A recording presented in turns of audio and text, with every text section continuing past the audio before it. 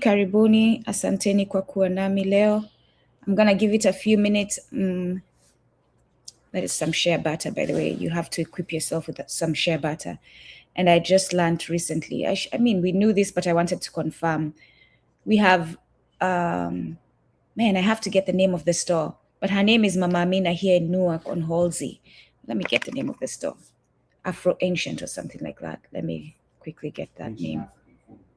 African Ancient Formula, or yeah, African Ancient Formula. Let me see Mama Amina's.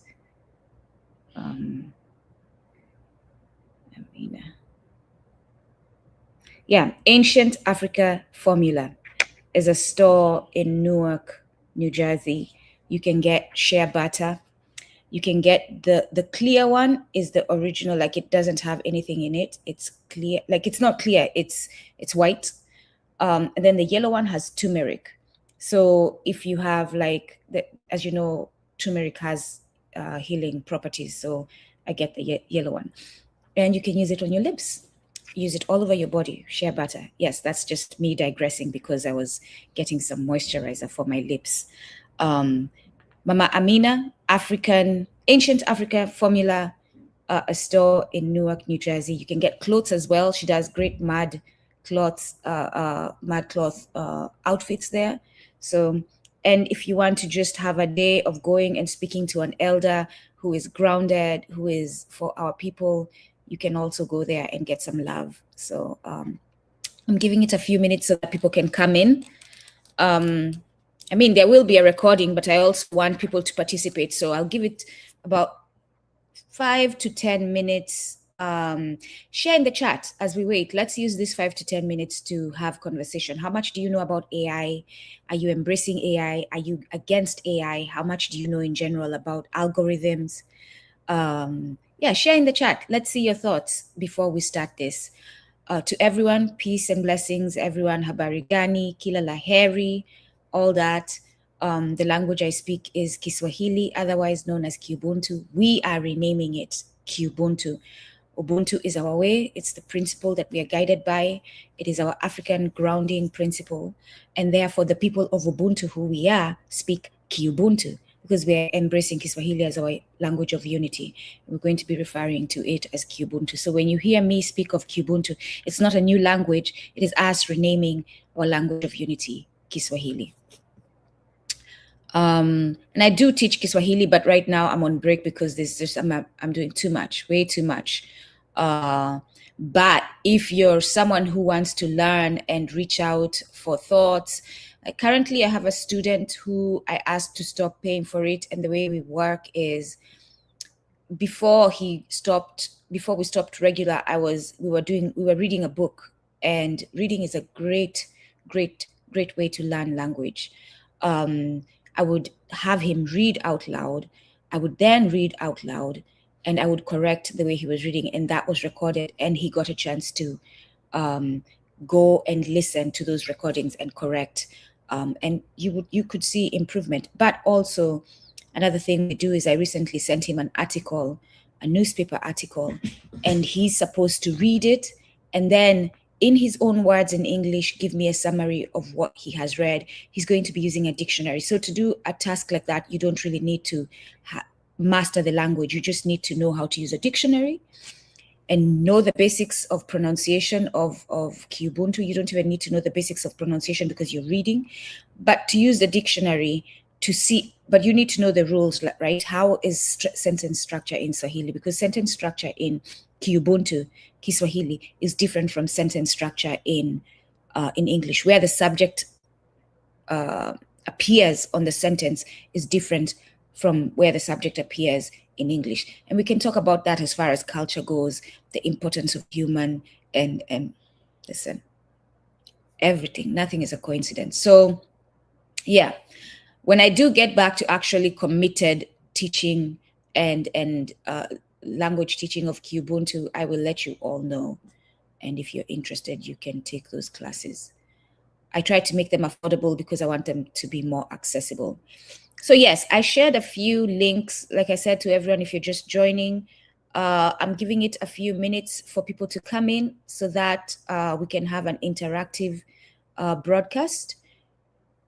How much do you know about AI? How much do you know about algorithm? Are you for it? Are you against it? Are you unsure about it?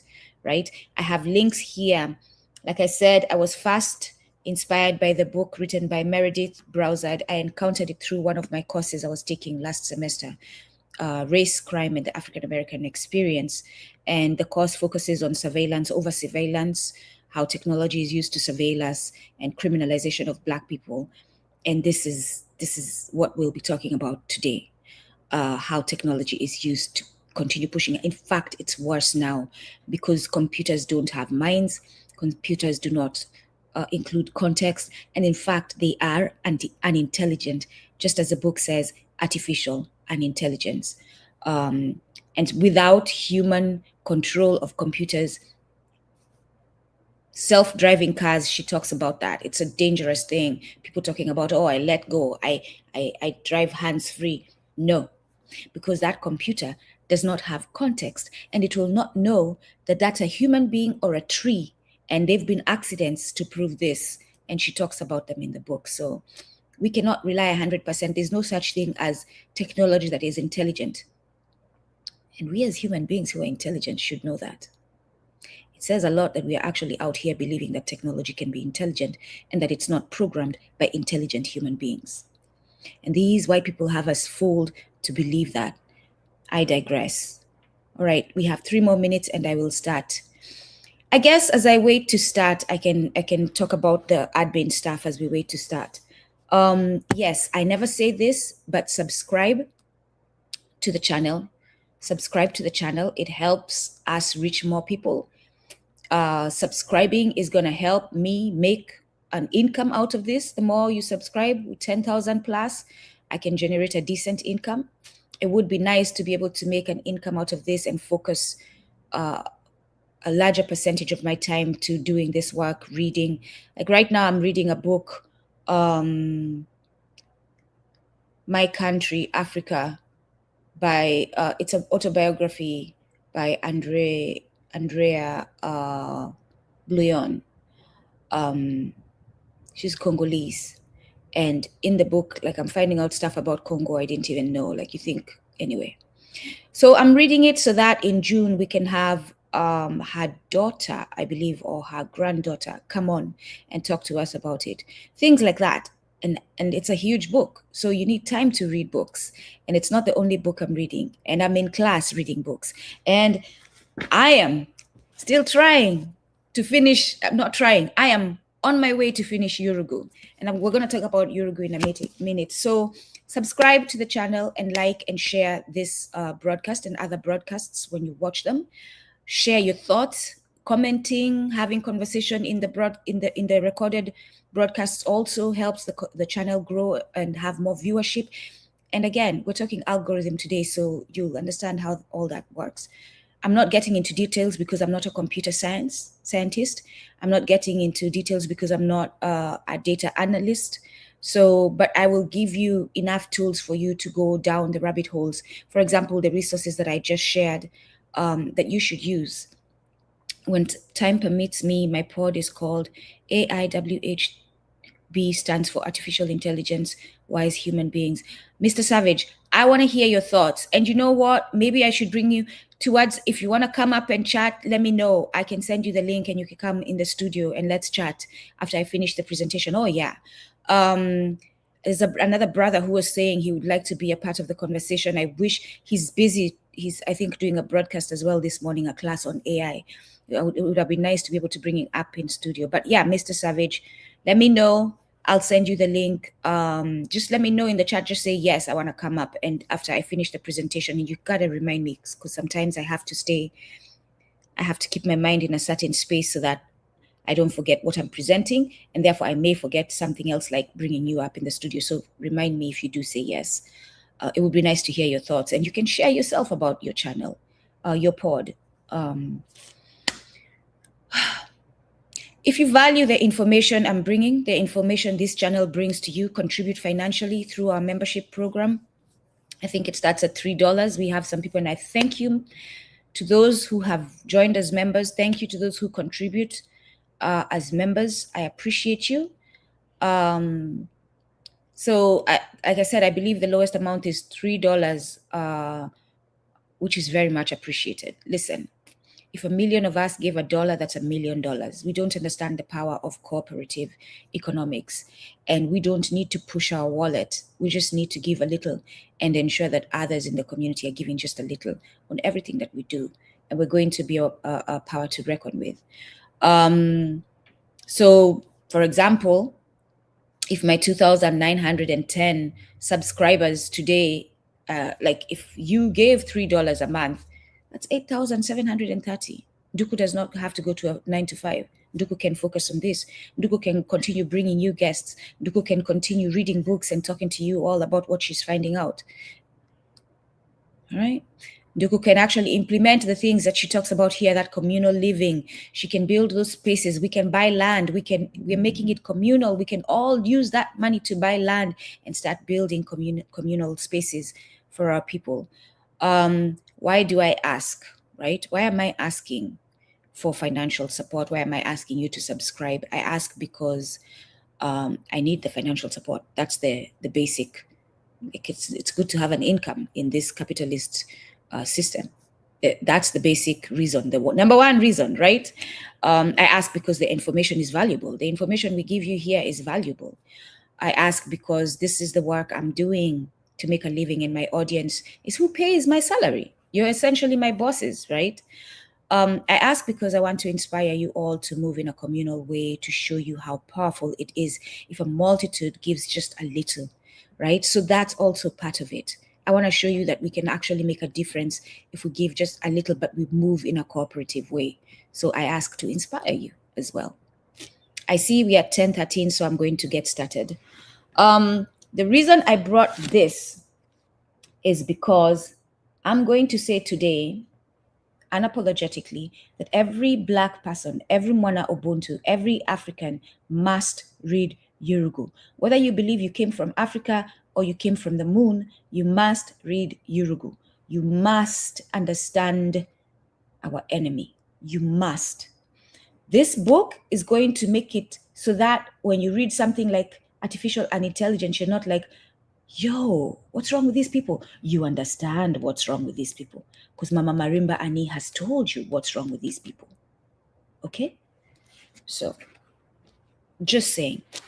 And then, like I said, the book that inspired this broadcast is Artificial Unintelligence by Meredith Browsard. I actually did that using, I consumed the book, took in the book through an audiobook. And that's how I balance my reading, right? Because if I'm reading a hard copy book, I'm reading like more than one book at a time, and then I have an audiobook. When I'm walking to the bus, I can listen to the audiobook. When I'm in the bus, I can listen to the audiobook. When I'm taking walks, working out, I can listen to the audiobook. So I'm actually consuming another book while I'm doing other activities. When I'm cooking, I'm listening. Last night I was cooking, listening, actually the night before, listening to the audiobook, So you get to consume a book while you're doing activities. So audiobooks I recommend in addition to your hard copy books. So I'm going to start the conversation by reading out loud a few of the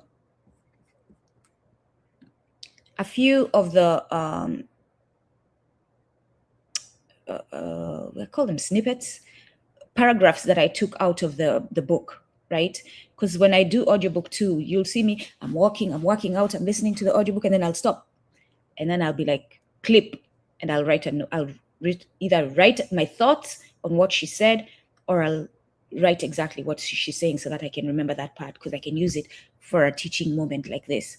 So she says regarding computers being artificially unintelligent, right? To be clear, excuse me, just wanted to center my energy. To be clear, it's the computer that's artificially unintelligent, not the person. The computer does not give a flying fig about what it does or what you do. It executes commands to the best of its abilities. Then it waits for the next command. It had no sentience, it has no sentience, and it has no soul. Sentience is the ability to have feelings, have context, and all that, like the human. Sentience is Utu, right? For those of you who are grounded in Ubuntu. So it has no sentience and it has no soul. People are always intelligent. However, smart and well-intentioned people act like techno-chauvinists when they are blind to the faults of computation decision-making, or they are excessively attached to the idea of using computers, to the point at which they want to use computers for everything, including things for which the computer is not better suited, including driving. Another part, say no, I have titled it. We can learn to make better decisions about the downstream effects of technology so that we don't cause unintentional harm inside complex social systems. And we can feel empowered to say no to technology when it's not necessary so that we can live better, more connected lives and enjoy the many ways tech can and does enhance our world. Translation ineffectiveness. And this is something I've said to my students when I teach Ubuntu. Do not rely on Google translations. And this is something I learned when I used to work as a translator. And I would have back and forths with fellow translators because I was also a quality reviewer, and I would mark their translation as wrong and explain to them why it's wrong based on the context, because Google doesn't know context. Google did not grow up in Kenya, in Tanzania, in Congo, speaking Kiswahili, understanding how people interact, knowing how one word, one phrase can be used in a certain context, but if used in another, it changes. Google doesn't know that. And in fact, Google doesn't know that because Google doesn't ask us to train their AI. And therefore, if you have white boys doing AI, yes, and I said white boys unapologetically doing AI, talking to you about translating Ubuntu, translating Kisomali, translating Kizulu, translating whatever African language you speak, it doesn't know. But also it's a computer that's programmed a certain way. Human beings grow, human beings expand, human beings change based on context and environment. Computers don't. Computers stay stagnant on programs unless that human being comes and changes the program. So, regarding translation ineffectiveness, words and word combinations are not understood by machines the way that humans understand them. Instead, statistical methods for speech recognition and machine translation rely on vast databases full of short word sequences or n-grams and probabilities. As I'm reading that, I'm thinking, Nduku, sometimes you may bore people with these like academic and very focused like broadcasts. And I'm like, oh, let me say something exciting for you all to stay on and not leave. Oh, stay on still. The thing I promised is coming up. I'm like, that's not who I am. That's not who I am. If you actually trust that what I said before, that the information I'm giving today is going to be beneficial, stay on whether you're bored or not to the end. I'm not going to be here be like, oh, the thing I promised is about to come. No. So anyway, regarding the unreasonable effectiveness, machines don't take into account any of the flukes that humans know happen in real life situations. Things that you don't expect that happen, and you adjust and you change and you move accordingly. Machines don't do that. They're programmed. If there's no programmer coming to change that program and make it understand what's about to happen, the machine is not going to behave accordingly. And the last quote from the book, fraudulent activity on internet. The internet is a magnificent invention, but it has also unleashed an unprecedented amount of fraud and a network of lies that moves so fast the rule of law can hardly keep up. In that chapter, she gives an example of one of her colleagues. Man, she gives a couple of examples that I'm going to talk about.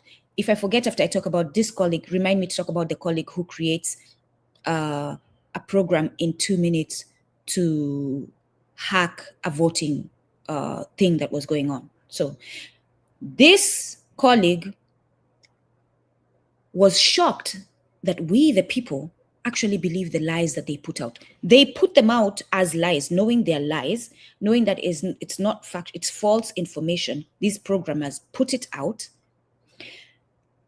thinking that we will know that it is false.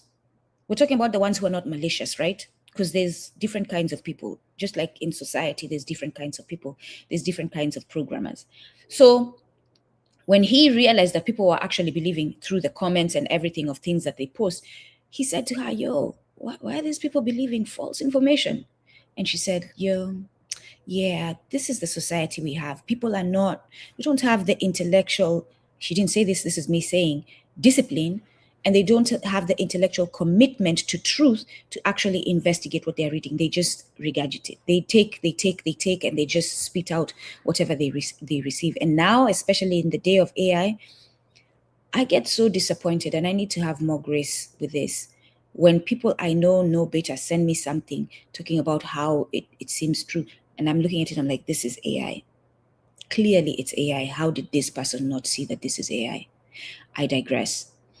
And so she educates that young man about how society does not have the tools to move wisely as far as the internet is concerned. The other colleague, and before I mentioned about the other colleague, these are all like besides the point. We are about to start the actual broadcast. The actual information that made me do this is about to start in a few minutes. One of the chapters, before I talk about the other colleague, one of the chapters is solely dedicated on super PACs and campaign financing.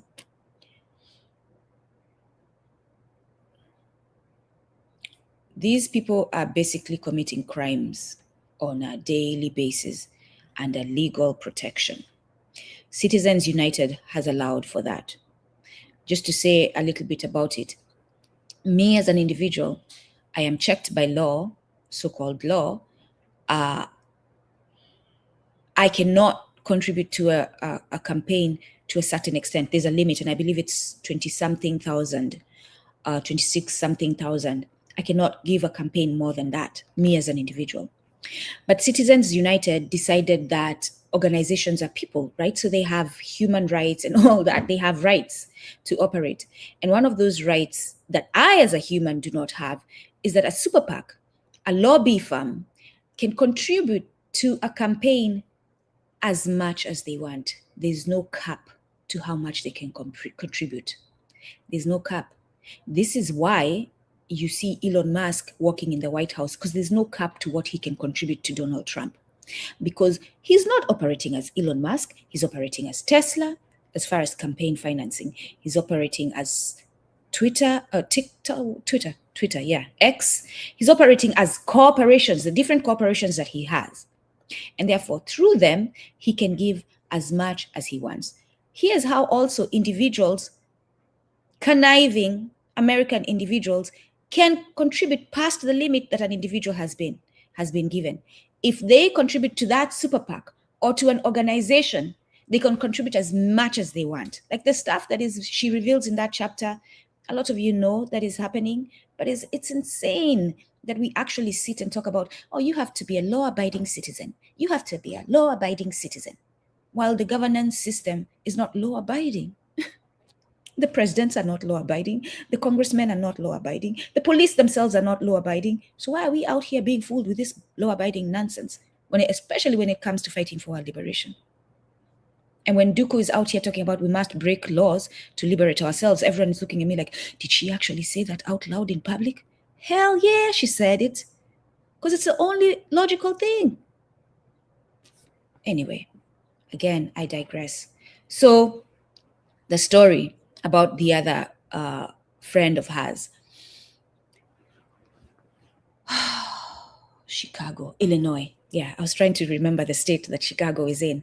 Illinois was doing a vote for its residents to select the next quarter design. The quarter. It's the coin quarter design. And her friend had a favorite in the designs that were presented. It was one that was Lincoln standing in front, I think, of Chicago, a Chicago farm and all that. Anyway, Besides the point, what the design was, it was her favorite, her friend.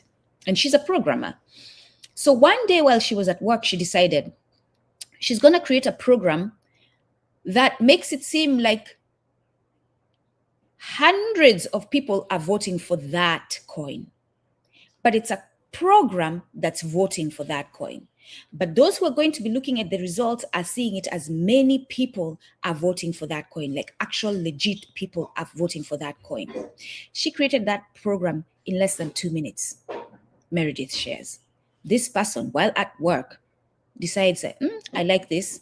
I have the wisdom and the knowledge to create programs, and I can create hacking programs to hack this thing and make sure that we get the votes that I want because I like this design. One person for the state of Illinois influenced a voting for that state on a coin that was going to be put out. One person. But those who are taking the data, those who are recording how that event went, were like, yo, there's many people who voted for this. Look at these. We have a lot of Illinois residents who like this coin. And so they end up also making decisions based on it. Who's going to get promoted? Who's going to get fired? Who's going to be given rewards, right? Based on that project that they had. All of it on false information, because these were people created by this program. It wasn't people, it was a program that was created to make it seem like many people were voting for that coin. This same technology has been used in elections. We're going to talk about it. All right, so let's start. So I was reading the book, and let me see if I can get the part that I was at that made me come to this. She's talking about the research. I'm not going to waste time doing that. She's talking about the research that Kleinberg, I shared Kleinberg in there, did, and Julia, an investigative journalist, did as well. And as I'm listening to that, I'm like, yo, let me go to ChatGPT. So I decide to go to ChatGPT. And I enter, this is the prompt I enter. Give me all the research results. So this broadcast is going to be me reading everything I did on ChatGPT, how I went down the rabbit hole on ChatGPT after listening to that part of the book. My first prompt, give me all the research results from ProPublica's. So see, I make a mistake there, but it doesn't matter. From ProPublica's, no, actually I don't make a mistake. Because I didn't want to limit it to Julia. Julia is the investigative journalist. I didn't want to limit it to Julia because I knew ProPublica, just from knowing and reading and hearing, had done more research on this field.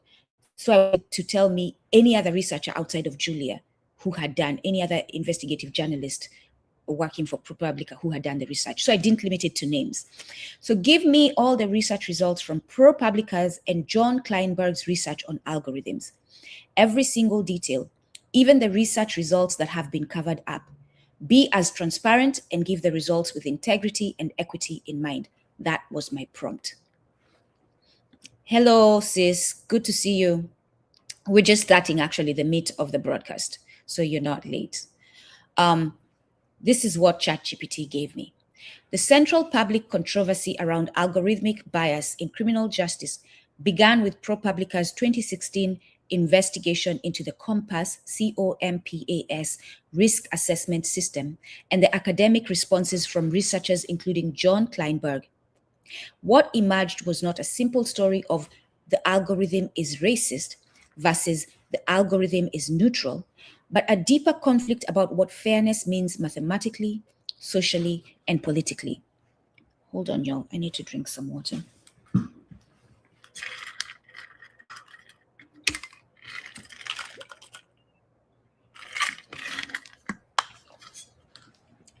I'm a human being. I get thirsty. I respond to my thirst, and that should be okay. What ProPublica found. So this is the result. We are now at I read the prompt at first, and now we are reading the result. I'll let you know when we move to the next prompt. What ProPublica found. In 2016, ProPublica analyzed more than 10,000 criminal defendants in Broward County who had been scored by the COMPAS algorithm. Their findings were explosive. Black defendants who did not reoffend were almost twice as likely as white defendants to be falsely labeled high risk. Black false positive rate, 45%. White false positive rate, 23% as far as high risk. So how wrong did the system get it? Under high risk, for Black people, it was 45%. For white people, it was 23%. White defendants who later did reoffend were more likely to be incorrectly labeled low risk.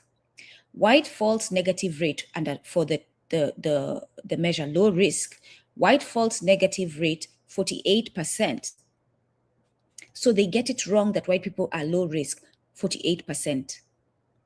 They get it wrong that Black people are high risk, 45%. Do you see that? High risk for Black people, low risk for white people is a close percentage. And a low risk Black false negative rate is 28%. The algorithm predicted general recidivism correctly only about 61% of the time. Violent recidivism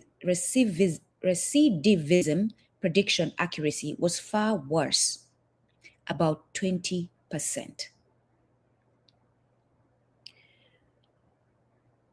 So we're talking about going to prison. We're talking about death row because it still exists. We're talking about people's lives. And we're willing our system, our governance system, for law enforcement and the so-called justice system, which is the injustice department, is wrong. What is 100 minus 61? That's 9. You have 9 left. That's 3. 39% of the time. 39%. 39% wrong. When it comes to people's lives, like that's a huge percentage to be wrong. ProPublica also reported that after controlling for age, gender, prior crimes, and future recidivism, Black defendants were 45% more likely to receive higher risk scores. For violent recidivism scoring, Black defendants were 77% more likely to receive higher scores. These findings became foundational in the modern field of algorithmic fairness. She has it in quote. ChatGPT has it in quotes. What John Kleinberg and others found. John Kleinberg and colleagues did not argue that racial disparities did not exist. Their key argument was different. Certain definitions of fairness are mathematically incompatible with each other. This became one of the most influential findings in AI ethics. In the paper, Algorithmic Fairness, titled Inherent Trade-offs in the Fair Determination of Risk Scores, I shared it in the chat, the link is there. Kleinberg and collaborators proved that when different groups have different underlying base rates of reoffending, an algorithm generally cannot simultaneously satisfy multiple fairness criteria. So if the database, because it is through the past law enforcement, past incidents, past cases and all that, if already that data that has been brought into the computers, the internet, is flawed because it was under a racist system, whatever the AI produces, whatever the algorithms produces is going to be flawed. And whatever analysis you do of that is going to be flawed. They focused on 3 fairness ideas. Calibration, number 1. A score of 7 to 10 should mean the same likelihood of reoffending for every racial group. Number 2, equal false positive rates. Groups should be incorrectly labeled high risk at the same rate. Number 3, equal false negative rates. Groups should be incorrectly labeled low risk at the same rate. Their result? Outside of rare special conditions, you cannot satisfy all 3 simultaneously. This became known informally as the fairness impossibility theorem. The fairness, I'm going to put that in the chat. The fairness, that way you can go do research. Today is about getting sparking your imagination and sparking your interest so that what I share today leads you to go do more research, leads you to talk to your family, leads you to talk to your friends and start investigating this information. If you're now currently going through a legal proceeding, if you've been accused of any crime, this is to equip you with the tools to now speak to your lawyer, or if you're defending yourself, to now look into Why is this? Why did the judge, is the judge using algorithms? And you can go in front of that court and say, I do not have faith in the judge's judgment because I have found out that in this state, in this city, we are using algorithm to make judgments. And it has been shown through John Kleinberg's research that algorithms get it wrong. I would like to get a decision made by the judge. I would like it reviewed. And like, yo, you have the power. Use it. If I was under a case right now, because I know I've moved like this, you all think I'm all about just talking about it here in on broadcast, like full chest and everything. I've won a couple of cases because this is how I moved. One of the cases, I parked my car on a street where I used to live. And when I parked, I made sure that the signpost that said, do not park past here, was behind me with a good distance. A police officer, a trifling police officer, came and put a ticket in my car talking about I had parked incorrectly because he said that I had parked past the sign. I did not touch my car when I found the ticket. I took pictures from every single angle and made sure that the time was on the pictures. And I went to court and I walked up to the judge and I showed him the pictures. And I said, this ticket was given incorrectly. He looked at the information. White male judge. Didn't know me, didn't have any reason to favor me. Looked at all my records, told me to walk away. The case was cancelled. That's the first one I won. The second case I won, I sued my employer. And the way I did that, when I started having the issues with my employer, so I had been at that employment for 7 years. And 3 years before they let me go, in 2020, I started the employment in 2015. In 2020, I awakened and I'm now, because George Floyd, right? You need that crazy event that you Negro that is going along to getting along is going to encounter to wake you up and be like, oh shit, I can't keep going along to get along. This is not just about my pocket. This is not just about the bag. This is about my people. That event for me was George Floyd. And many things that had happened then, but George Floyd was the straw, right, that broke that camel's back. And I was already assigned in a collateral position for DEI, which meant I was hired for a certain position that I was paid for, but I was doing collateral work because that organization did not want to pay people to do work on DEI. So they had us doing both what we are being paid for and our collateral duties under DEI without being paid for this. But they were also doing performance reviews of us on this. In fact, on one of the incidents, a performance review on this, because I went for a conference at that organization and I called out the white people and I said to the organization, you're out here talking about you're diverse because you have white women. Having white women in your organization is not being diverse. It's not. And they were offended. And the performance review said that I was unprofessional, I was disrespectful, and it was used in my other job that I was paid for. And that was one of the things. I kept all the emails. And in fact, because I am who I am, I sent emails to all the other people who attended, who were there, who said to me, thank you so much for speaking the way you did, my colleagues. Thank you so much for saying the things you said. Literally, we were in tears after some of the presentations at that conference. We Black people were in tears because these people have the nerve to present some racist stuff and not offer some psychological presentation after that or session. We were all together in tears. So all those people I sent emails, yo, did you think I was rude? Did you think I was disrespectful when I said this? And they all responded. All those emails I kept, sent them to my personal email. All the emails of a boss sending me, oh, you did not follow right protocol, da da da da da. I had another boss who, by the way, I had applied for a job and they made sure I was the most qualified for the job in the organization. I did not get it. And that managing person who was going to be the manager, like looking at the applicants and everything, sent an email to my boss talking about she has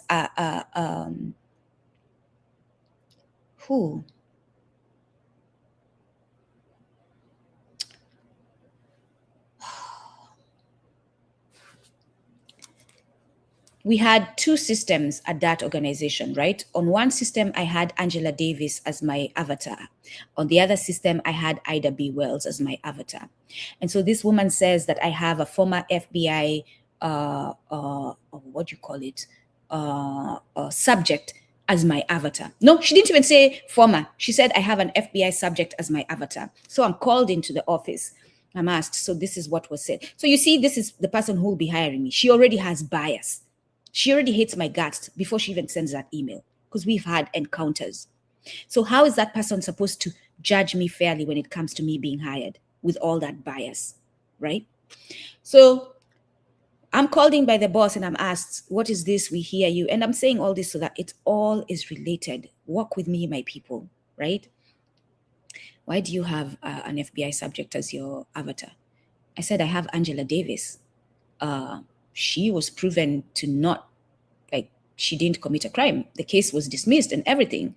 And if you're going to have issue with that, you might as well have issue with me having Dr. King, because he too was criminalized when he was fighting for civil rights. What are we talking about? The criminal system was racist. This is why. And so I kept on my Angela Davis and we kept it pushing.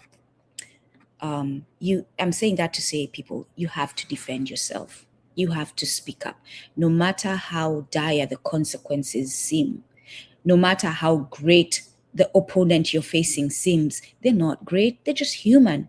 And if you use the right strategies, the right tactics, you can win. So don't lose faith. Just learn. You don't have the money to get a lawyer, go read the law. Analyze critically. Use this information. Use ChatGPT. If you want me to teach you how to put a program, send me an email, kumbukeni1 at a prompt. Send me an email, kumbukeni1@gmail.com. You have a case you're going through right now. You need me to help you figure out how ChatGPT can get you answers on the law. Send me an email. I'll give you some prompts. You have to be Black, though.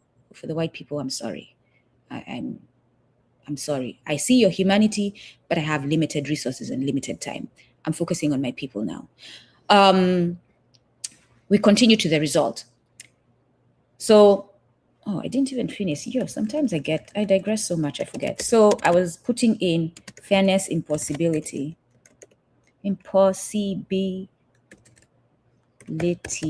theorem. That's where we started with the digressing, right? Go look at that, what it means. The important part many media reports simplified. A major nuance often lost publicly. ProPublica and Kleinberg were measuring different kinds of fairness. ProPublica emphasized unequal harms, unequal error rates, racial disparities in punishment risk. Kleinberg emphasized probabilistic calibration consistency, statistical impossibility constraints. These are not mutually exclusive findings. Both can be true at the same time. An algorithm can be calibrated while still producing racially unequal harms. That distinction became central to modern AI ethics debates. What was often under-discussed, here are several deeper issues frequently minimized in mainstream reporting. Number one, the algorithm learned from historical policing data. Algorithms do not emerge from nowhere. COMPAS, COMPAS, was trained using historical criminal justice data. Arrests, convictions, supervision records, prior system contact. Critics argued, policing itself is uneven. Surveillance intensity differs by neighborhood. Arrest rates are not identical to crime rates. So the algorithm may reproduce institutional patterns rather than objective criminality. Researchers later noted, give me a quick second. Just bear with me.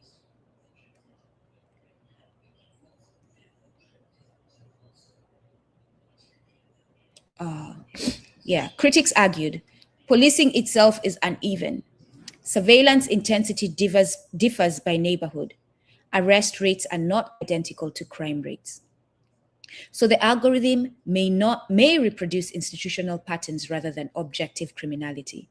Researchers later noted, recidivism often means rearrest, not necessarily conviction or actual harm, especially when it comes to a system that is over-criminalizing Black people. So you're arrested, but then you're released but they don't have the record of that release. It is just a record of you being arrested. And so therefore that data shows multiple arrests of Black people when we know they're being arrested by racist police, but then later released. Some of them just doing so for fun. And so that is a flawed database. This matters because communities with heavier policing generate more data. That's what I'm talking about. More data can create the appearance of greater risk, which then feeds future policing and sentencing decisions. This is sometimes described as a feedback loop. I'm going to put that in the chat as well. Feedback loop. For those who are listening to this as an audio, I'm sorry, I don't have today the capabilities. I'm limited to multitask in that way. Actually, let me see. Maybe I can. So that's the fairness. That's the feedback loop. Okay. And then I'll forget to bring it down, but I'll bring it down later. Feedback loop. And the fairness impossibility. Those who cannot see the chat is what I meant. The fairness impossibility theorem. At least you'll see the video there. All right. Now that we have included those people, our fellow brothers and sisters, this matters because communities with heavier policing generate more data. More data can create the appearance of greater risk, which then feeds future policing and sentencing decisions. This is sometimes described as a feedback loop. I put that in the chat. Compass was propriety, number 2. Compass was propriety. One of the biggest controversies, the exact internal weighting system was not publicly transparent. Defendants often could not inspect the algorithm. Like I said, you call out the judge and say, I want a review done on the algorithm that you used to make my judgment. Defendants could often not inspect the algorithm, challenge the methodology, understand how scores were produced. Critics argued this created due process problems. Due process is how the legal system, the process of your case, how it should go, whether it is just or unjust, whether it is due or not. Like just, unjust is the same way. Are they following the law, how they're supposed to proceed with the proceedings of your legal hearing, your case? Many scholars consider this one of the most troubling dimensions. I consider it one of the most troubling dimensions. Opaque systems influencing liberty decisions. Yo, if you're not angry, I don't know what's going on with you. Number 3, the system was barely better than simple human prediction. A later study by Julia, and I think ChatGPT gets this wrong, Julia Dressel and Haney Farid. I'm thinking this is Julia, the last name I forget, but you have, so when you get certain results from ChatGPT like that, you have to go and look up Julia Dressel and actually see that what ChatGPT is saying is true or not. So let's do that together, right? Julia Dressel and Haney Farid found that ordinary people with minimal information predicted recidivism nearly as accurate as Compass. And actually, I take that back because, so you click on that link, which is a Wired link, and I'll share it in the chat. I believe I shared it, an article, Wired. Towards the end, when I start like focusing on questions and stuff, I'll highlight the resources I shared on the screen.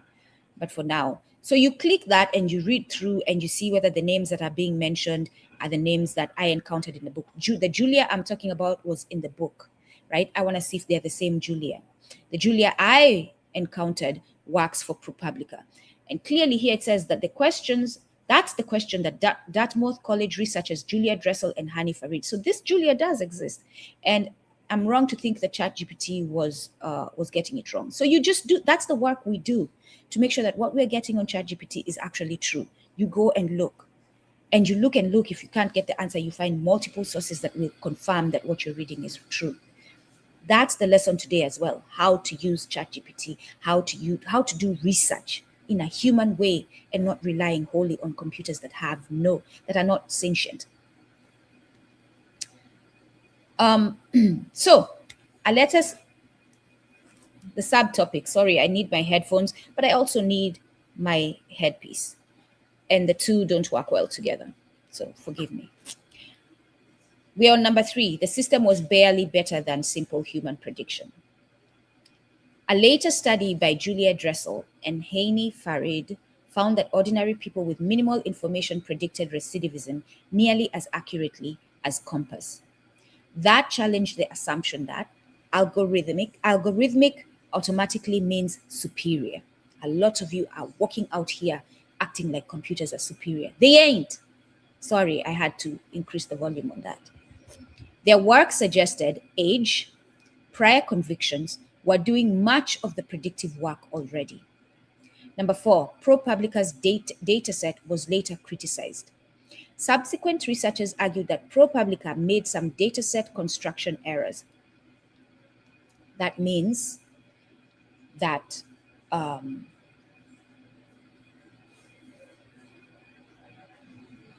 well, let's see what it says.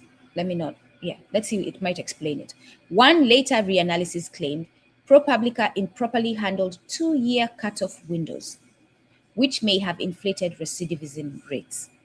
However, even critics acknowledge that many racial disparity findings remained substantially present, especially differences in false positive and false negative rates. So the later critics did not fully overturn the broader fairness debate. And here's the catch of this. The people critiquing this data are also racist. Some knowingly and some not knowingly, subconsciously. A lot of them are also racist.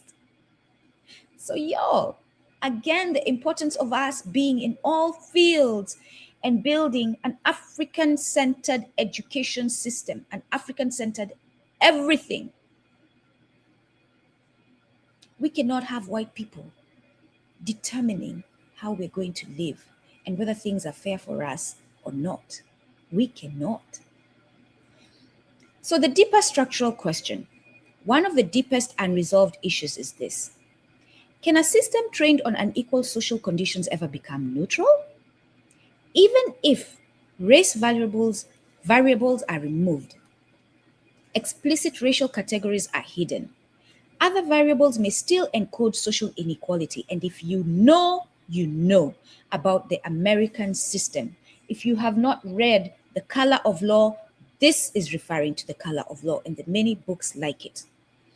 Other variables may still encode social inequality. So even if that data says Black people are not good, Black people are lazy, Black people are criminalized, and you take all that out, you still have other variables that you're not addressing that relate to race in the American system because of how the American system is structured. Zip code, income, employment history, family arrest history, educational access, housing instability. I'm going to say this to you all, and especially to my brothers and sisters. Let me expand this before I go back to the ChatGPT result. This is a moment to pause, especially to my brothers and sisters on the continent. And we're coming to you. You'll see how we're coming to you, because I said, this is a rabbit hole I went down. Nothing in the United States. I'm going to stay in the United States first. Nothing in the United States is not related to race. Everything in the United States, even how I'm breathing right now and talking right now, is related to race. Everything. And I'm going to expand and say, nothing globally today is not related to race. Everything, economics, religion, everything, take it out of your mouth. It's related to race and racism and white superiority. So the false notion of white superiority, because white people ain't superior. And just hang out with them for a day. You'll see how unsuperior they are. You will. You might even find out they are mediocre. You might even find out that you're more superior to them in certain areas. Most definitely in your skin. They will burn as hell under the sun. You'll be standing there shining and smiling. Oh, such a lovely day. I go back to the results.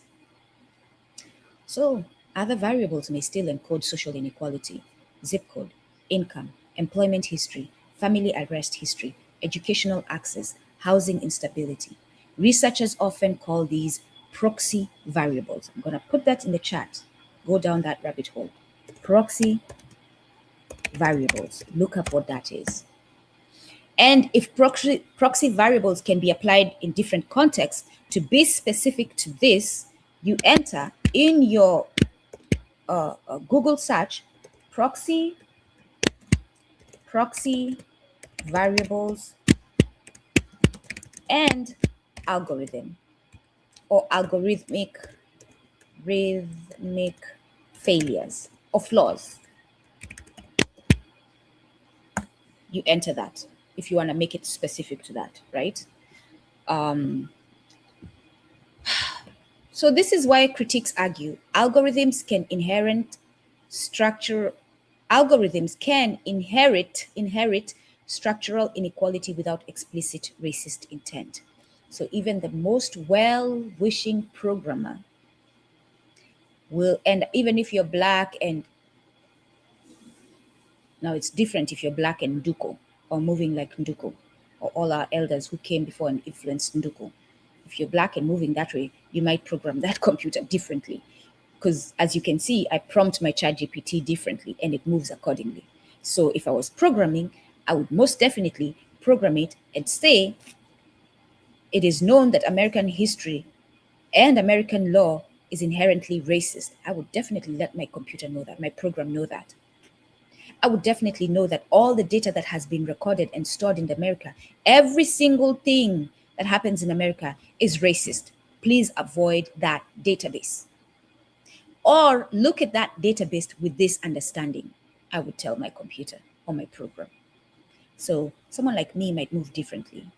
But those who say race matter doesn't matter, oh, that's a thing of the past, you're being victims, and that is a programmer, they will be programming thinking, I'm not entering black, I'm being fair.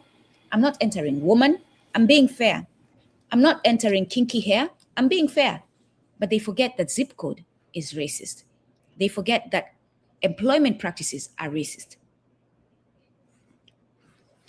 Just letting you know how we should move. And this is especially to our young people who are going to be in these fields, how you must move to correct this. Like I said, we hold the power, computers don't. And so we black people having this information are going to go and move more intentionally. If you're a child, a young person learning in tech right now, you're going to move with intention. You're going to build programs that are going to counter racism.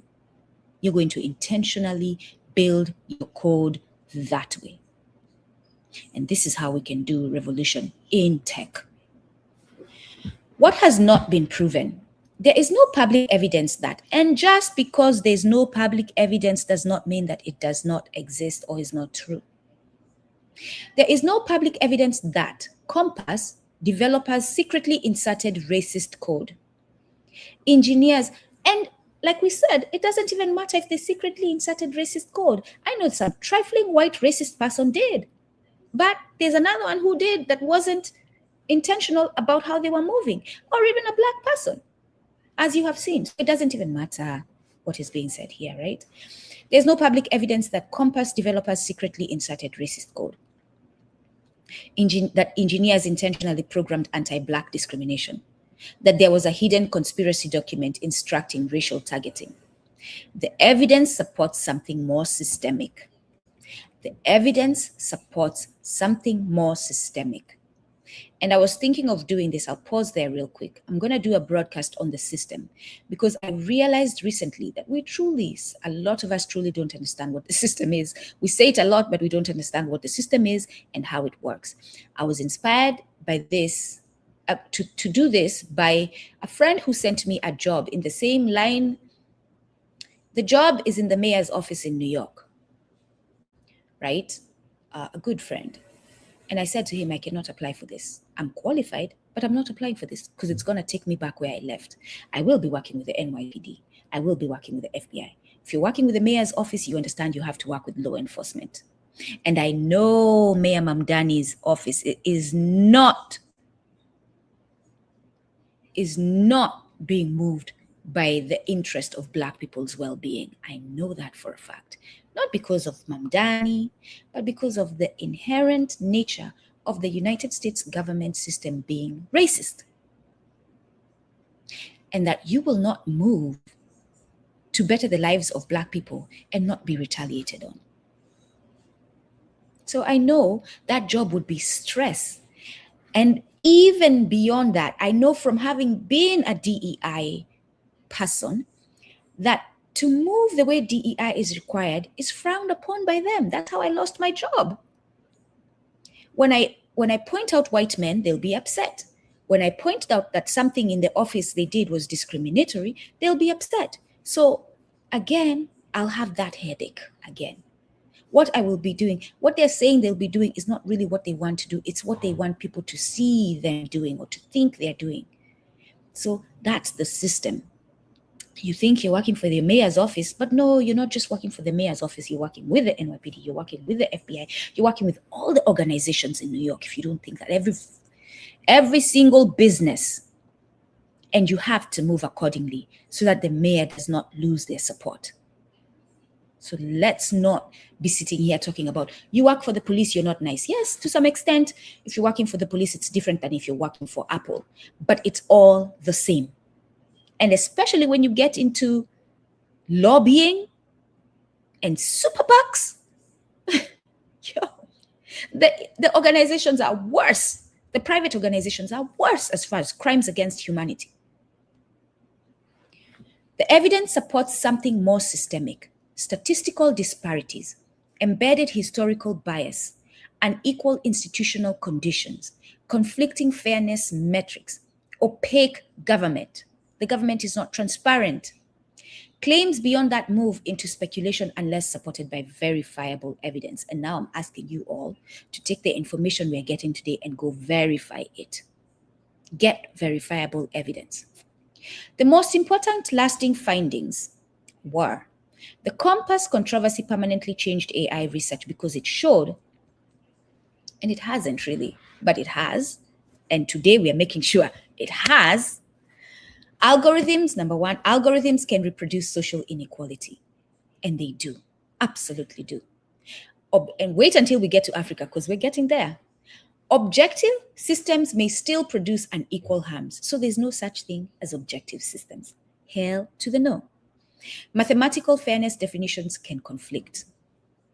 The math is not mathing when it comes to tech that's racist, and all tech is racist because it's built under racist history. It's built by racist people. Transparency and accountability matter. Historical data itself may be biased, is biased. Predictive systems can reinforce institutional feedback loops. Accuracy alone is not enough to define justice. The debate reshaped criminal justice AI, and yes, they're using AI for criminal justice. Go look into that. Hiring algorithms, and yes, they're using algorithms for hiring, and we'll get into that. Loan approvals, healthcare risk systems, predictive policing, facial recognition research, generative AI governance. Today, much of the field of algorithmic fairness exists because of these debates. My friend and I have been laughing. We are both applying for jobs. We've been laughing. We started saying, oh, the unfortunate emails, because those are the responses. You're out here wondering, why am I not getting a job? I'm qualified. I keep applying. Why am I not getting a job? We will learn why today. So that's the end of that prompt and results, right? So after that, I said, and with ChatGPT, you have the chance to give it a thumbs up, a thumbs down, if it gave you good results or not. So we gave it a thumbs up there so that it can start programming. That program can start moving more like that for you when you prompt in the future, right? So now you're conditioning your ChatGPT.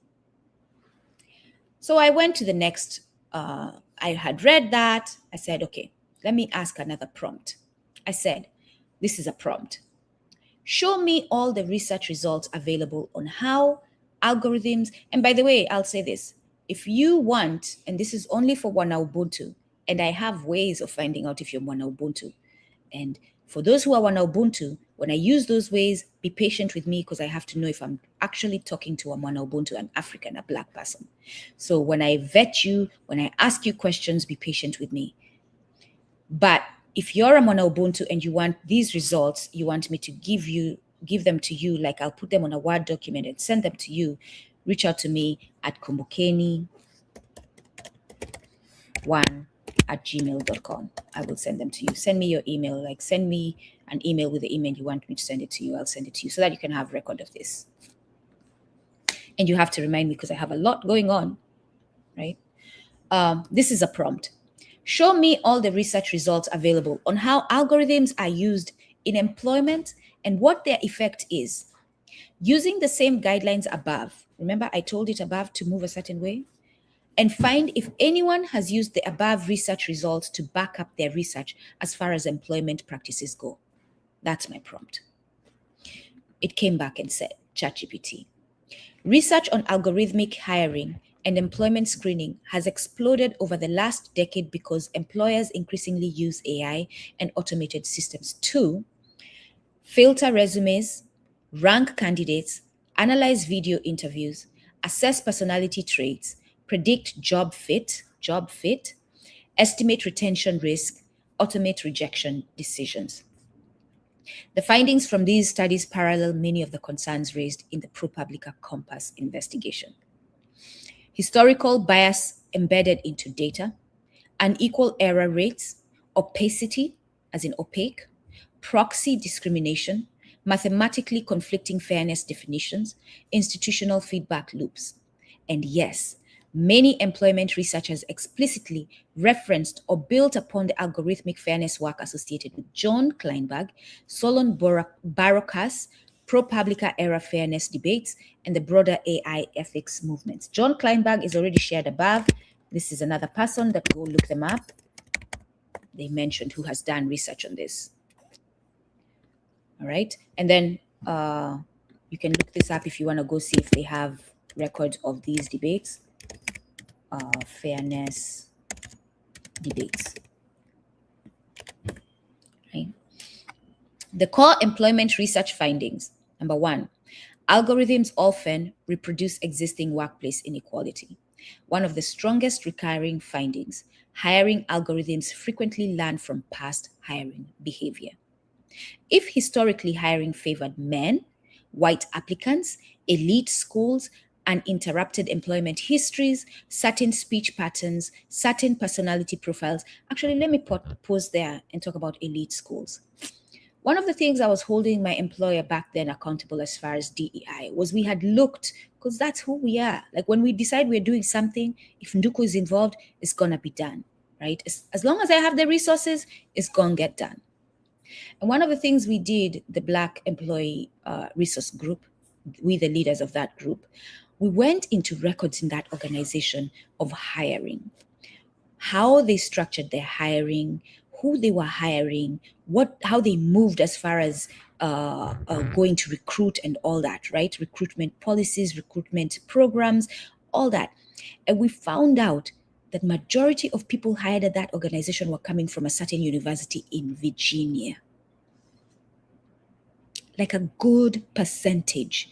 Like that university was a drastically higher percentage of recruits to that organization than any other school.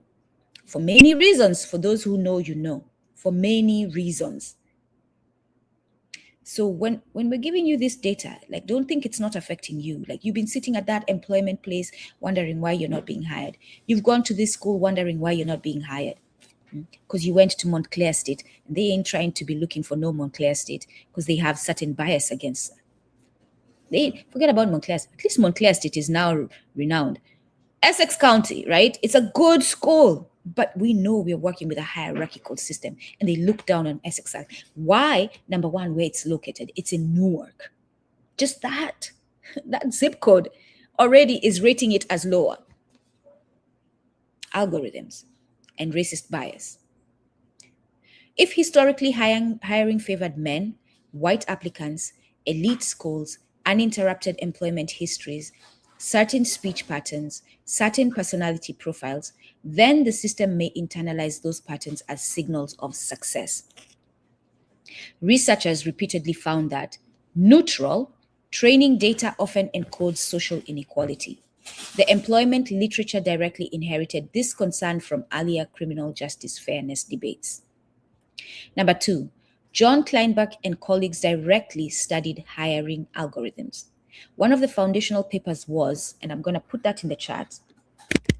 This is a paper by them. I didn't look this up before. Sorry about that. Anyone who wants to look it up now and share in the chat the paper, that would be very, very helpful. That's how we move as community. Nduku has limited time, resources, capability. Join in as a community members and help where you can. So someone take that, go look for it, find the PDF and put it in the chat, please.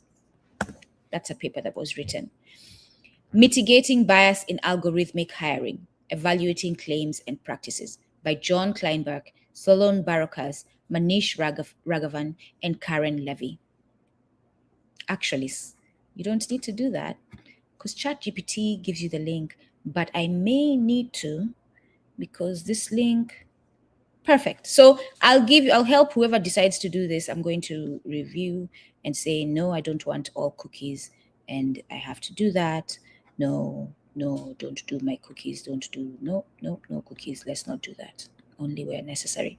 All right. So I'm going to share this link and whoever decides to take on this, get us the full paper, please. I don't think this is the full paper. All right. Their findings included many hiring vendors made fairness claims without publicly disclosing meaningful validation evidence. Companies rarely explained what data trained the models, what success meant, how bias testing was performed, what trade-offs existed. Bias mitigation techniques often conflicted with employment discrimination law. Removing demographic variables alone did not eliminate bias because proxy variables still encoded protected traits. That's in the paper, that the link we shared. This directly extended the logic from Compass-era fairness research into employment. Number 3, proxy variables were found everywhere. Researchers found that even when race or gender were excluded, systems could still infer them indirectly through zip codes, names, universities, employment gaps, sports. Employment gaps for women is important because if you are pregnant, you are away from work. That's how they know you're a woman, or they guess that you're a woman, right? Sports, language style, fraternity, sorority membership, word choice, hobbies, facial characteristics, vocal cadence. Wait until we get to facial characteristics. By the way, if I post on Kumbukeni, go check out those posts. It is me sharing resources I have encountered. Check out the posts I put out on Kumbukeni YouTube. I do posts now. Like if I'm watching something, I'll post it there. If I'm reading something, I'll post it there. If I'm inspired, I'll post it there. Actually, I'm going to post. I recently was inspired. I'm digressing. I recently was inspired by watching a sister in Uganda. I'm trying to bring her on about a farm she's running, their farm there. Amazing, amazing work. So I'm going to share that as a post and also bring her on to have a deeper conversation on Kumbukeni. Researchers found that even when race or gender were excluded, systems could still infer them indirectly through zip codes, names, universities, employment gaps, sports, language style, fraternity sorority membership, word choice, hobbies, facial characteristics, vocal cadence. And I just remembered something. I typically don't do this and I need to be corrected because I don't do this, because I need to do this. If you think what I'm sharing today is valuable, send your thank you, your appreciation in the form of money that I can use to buy groceries, to pay bills, to do whatever I need financially. That is my Cash App. Please go ahead and do that if you can. You're not obligated. Do not feel bad if you cannot. I understand. Trust me, if there's someone who can relate to not being able to support when you really want to support, and I do it in other ways. So if I don't have the money to support, and I hear people like, sometimes I'm on Happy a lot of times on Sunday. Happy is another channel. I will share that in the chat. Happy, go look it up on YouTube. They're great. And I'll share something from them, so you'll find it on one of my posts on Kumbukeni. But they'll be talking about this, right? They are very good about saying, asking the community to support financially with the work they're doing. And I'll be like, oh shit, oh, I didn't pay this bill. Oh, my account is overdrawn. Oh, I want to give some, but if I give some, I won't have bus fare. So I'm like, okay, but I can share this.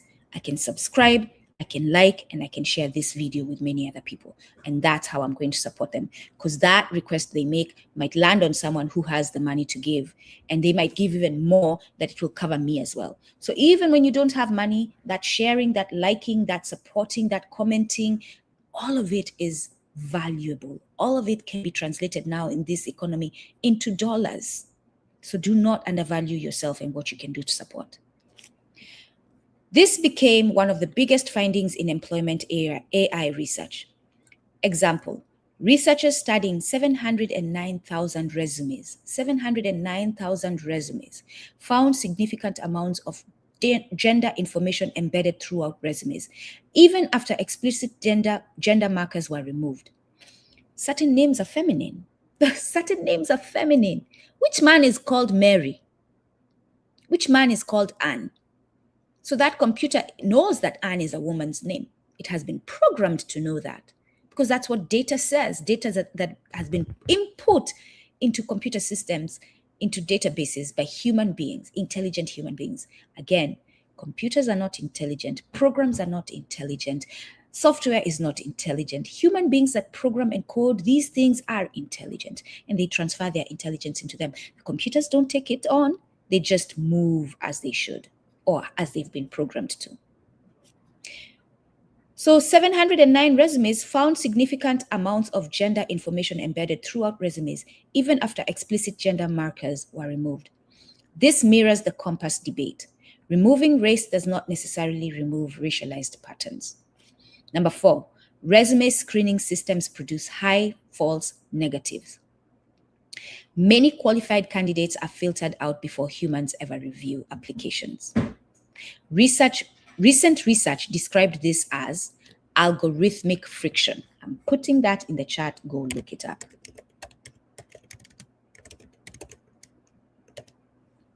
Algorithmic friction.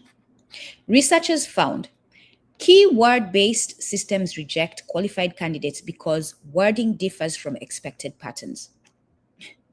Semantic mismatches create large false negative rates. Rigid screening systems can structurally reduce labor market efficiency. A lot of these programs are programmed by people who speak American English. So when you thought linguistic was discriminatory, language was discriminatory under this system, you have no idea. A lot of the programming is being done by people who speak American English. If they've programmed resume detection to detect certain ways of structuring that sentence, they're not thinking that you're a Swahili speaker who's used to having a different structure in Ubuntu and you may speak different. They don't even give two shits about your culture or that you don't belong to the American system. But Americans, especially Americans, move as if everyone in the world should move as an American. That's how they move. They expect us all to understand that this is the English we speak, this is how we write sentences, and you do not move any other way than the American way. And those are the people programming these databases. Those are the people programming this software that's going to end up looking into resumes and detecting whether the way you wrote a sentence, the way you wrote your description was right or wrong. And you out here with your Nduku mind, thinking in your Ubuntu way, writing all kinds of African ways, and this system is built to detect American English. Your resume is getting dumped. That's what that's saying. This means candidates may be rejected not because they lack qualifications, but because their resume language does not match algorithmic expectations. That is a huge unfairness or huge fairness gap. Huge. Like discrimination is put to shame. The word discrimination, when you understand how we're moving right now in society, is like this, like embarrassed to even show its face when it hears this sentence. Community experiences reported on Reddit. Yes, on Reddit. You know what Reddit is. When you're told that that's what it has done, move wisely. Understand what tool you're working with. Community experiences reported on Reddit align strongly with these findings. The good thing about that is you'll be reading people's personal experiences with hiring. People who decided they didn't get a job. They went and did this research. Oh, shit. Hold on. I fudged over there. And they found out that the reason they weren't hired was because of algorithmic unfairness. They come there and vent. So the data you can collect there is how many people are experiencing this. Move accordingly. Know what tool you're using, know what platform you're using and how it operates. Okay? So that's the Reddit source. Number 5, video interview AI became extremely controversial because you all remember since COVID, we started moving. You're being interviewed through video, right? So several companies developed systems claiming to analyze facial expressions, tone of voice, eye movement, speech rhythm, emotional affect, enthusiasm, trustworthiness. So you're sitting here. I'm telling you that the reason you weren't hired is algorithm. You're like, Nduku, but they called me for an interview. I had a video interview. I'm like, oh, okay. But the thing you don't know, especially if you're Black and you have facial expressions, African facial expressions, and we African people have expressions.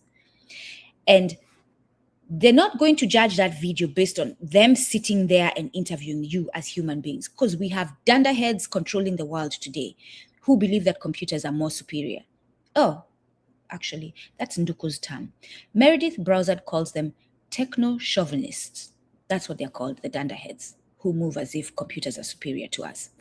And so these human beings who did your interview, instead of getting together during their lunch break or whatever time that they can and say, yo, what did you think about that candidate? Yeah, these were the strengths in that. No, they're going to let a computer AI system tell them what the results of that interview are. That is going to analyze facial expressions, tone of voice, eye movement, speech rhythm, emotional affect, enthusiasm, trustworthiness. You are out there acting all professional. So this is how you're in that video. Yes, ma'am. Yes, sir. No.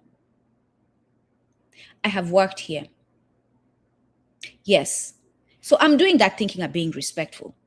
In the meantime, I don't know that they're using some AI shit that is looking for my enthusiasm and expecting me to be like, yes, sir. Like, this stuff is crazy. The most controversial example was Higher View. I'm going to share that. You can look into that. I guess that's a tool that they use to analyze video interviews. Higher View. Researchers and critics argued. Techno-chauvinists is one word, but yes, that's who they are. And there's a book that you should all read. Well, I recommend you read. It's not one of those where I hold up and I say, you must read. But I do recommend that you read, and I'll share it. Remind me to read, to share it. Researchers and critics argued facial expression analysis lacked strong scientific validity. Emotional inference systems risked cultural and racial bias. What did I just say before? You're an African over there moving like an African thinking. It risks cultural and racial bias. Neurodivergent and disabled applicants could be disproportionately penalized. If your eye twitches, that damn computer was not programmed to understand that you're a human being whose eye could twitch. I swear, sometimes you gotta joke to get through this stuff. Under public pressure, Higher View, that I just shared in the chat, discontinued facial analysis scoring. But you know that's not where they're going to stop. They're going to find some other thing that is flawed. Number 6, some systems penalized non-traditional life paths. Research and litigation increasingly suggest that automated systems may disadvantage older applicants, people with employment gaps, women, disabled applicants, career changers, applicants from non-elite institutions, formerly incarcerated individuals, caregivers, people with non-linear career histories. This reminds me, by the way, there's a video. I will share it if you haven't encountered it, that Don Lemon put out this week, telling us that we should be very, very scared because there are hackers who hacked Canvas. For those of you who are in school right now, you know what Canvas is. Canvas is a tool that is being used by universities for managing schoolwork, right? Where you submit your assignments, where the professors give you assignments, they share the syllabus and all that. Canvas, right? And apparently it was hacked. And Don Lemon is out here telling us that be careful, don't click on those links. I'm good with that. Don't click on those links. The thing I'm trying to push against right now is creating fear and us being taken over by fear because we watched Don Lemon, right? And because we understand what we are learning today. So Don Lemon says that these hackers are claiming that they're going to take all your information that they got from Canvas and they're going to share it with publicly, right? At a certain date, unless you pay this a ransom, unless you pay this amount. I'm like, oh, I'm going to be scared. Yo, shit, they have my information. How am I going to pay? I don't have money. Don Lemon says Oh, what information are they going to share? Your social security, your name, your address. I'm like, no shit, Sherlock. They already have that information. Move aside, Don Lemon. They already have that information. This is what this is telling us. I am not moving online not knowing that these people have my full names, and in fact, all names that I have occupied ever since I started existing in and registering my stuff online and being checked at the airport and all that. All systems that have moved into automated spaces, and your data that was, even if you had it in a paper, was put into that system. They have all that. So why am I freaking out if this hacker tells me that? I actually will laugh and tell the hacker, yo, you already have that information. Have a nice day. But don't click the link anyway. But don't be afraid is the more important lesson, because fear is a tool of imperialism. I want you all to stop moving from fear, all of us to stop moving from fear and start moving strategically. They tell us something, we go do the research, we figure out strategies to move. Research and litigation increasingly suggests that automated systems may disadvantage older applicants. I'm repeating that again, older applicants, people with employment gaps, disabled applicants, career changers, applicants from non-elite institutions, formerly incarcerated individuals, caregivers, people with non-linear career history. The major lawsuit against Workday alleged that automated systems disproportionately screened out older workers and marginalized applicants. One major concern, algorithms often optimize for pattern similarity. I'm going to put that in the chat.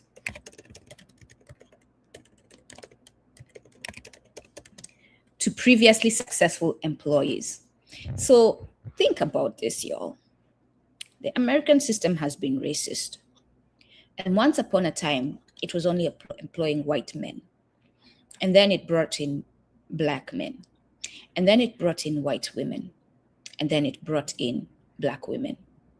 But in all those occasions, it recorded who was an ideal employee. And most of the time, it was based on white, male, all that, right? It is a racist decision. All that is put into the database, and all that is what is going to be used by this software, this app, this program to make decisions on who's an ideal candidate. One major concern, algorithms often optimize to pattern similarity to previously successful employees. That can reinforce workforce homogeneity. You go to a place and you only see one type of person hired. Fairness definitions, number 7, fairness definitions clash in employment too. The same fairness impossibility logic associated with Kleinberg's work reappeared in hiring. Researchers found tensions between equal outcomes, predictive accuracy, calibration, demographic parity, legal compliance, organizational efficiency. Some systems increased demographic diversity in early screening but failed to improve final hiring outcomes because human managers later reproduced old preferences. That study found when algorithmic preferences closely resembled hiring managers' preferences, diversity gains weakened substantially. So not only are the computers racist, but human beings are still racist, and we still need to do the work on that area. Number 8, large language models introduced new bias problems. Newer research found that modern AI systems can infer race and gender from contextual clues. You say, yo, man, that's a black person. That computer has been taught to know that that's a black person. I'm chilling. Oh, that's a black person. New research found that modern AI systems can infer race and gender from contextual clues, may systematically favor or disadvantage at demographic groups. AI systems may rationalize biased decisions without explicitly mentioning demographics. Some studies found, actually, that's a New York Post. I'm going to share that link, copy, paste article. Read it, knowing who New York Post is, and go down the rabbit hole. Don't take it as Bible. So some studies found Black male applicants were disproportionately disadvantaged. Women sometimes received systematically different scoring patterns. Anti-bias prompts alone did not reliably solve disparities. Researchers also discovered AI systems sometimes preferred resumes generated by AI systems similar to themselves. So think about this. You've been out here being told, oh, don't have ChatGPT build your resume. Oh no, shit. The AI system that's going to be hiring you is built to be biased and take your AI generated resume. So you have a better chance if you go and say, AI, ChatGPT create me a resume. Copy paste. Imagine that. We out here being like, oh, I can't copy paste. Let me reproduce it. Let me enter my own wording. Oh, now you've lost that job. For real, this is laughable. It's so ridiculous, it's laughable. This introduced concerns about model self-preference, homogenization, automated conformity pressure. I'm going to share Reddit. Clearly, people have been venting on Reddit. So I'm going to share that link on that topic. Yo, this is crazy. You can now, I hope you understand why I was like, yo, I have to do a broadcast.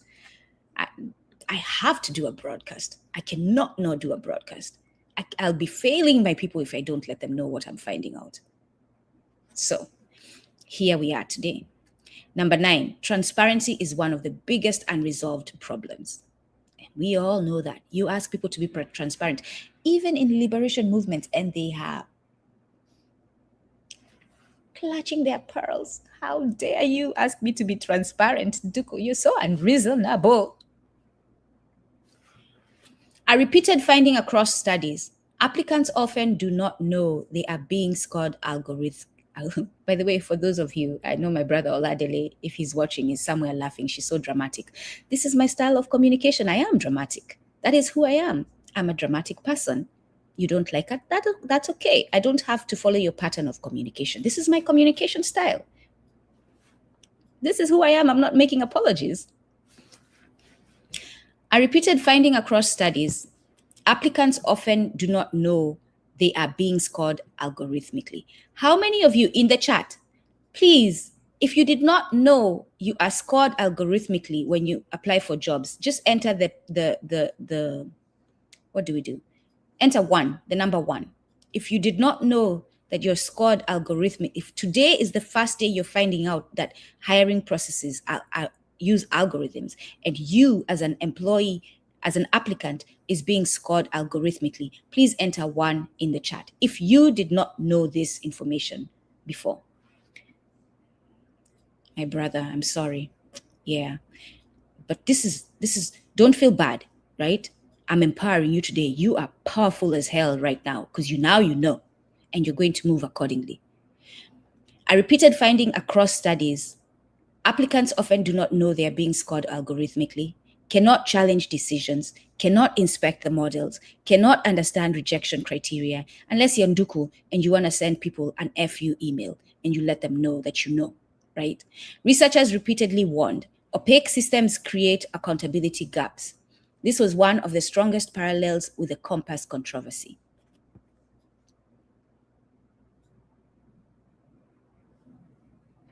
I think I shared this link. Actually, let me see.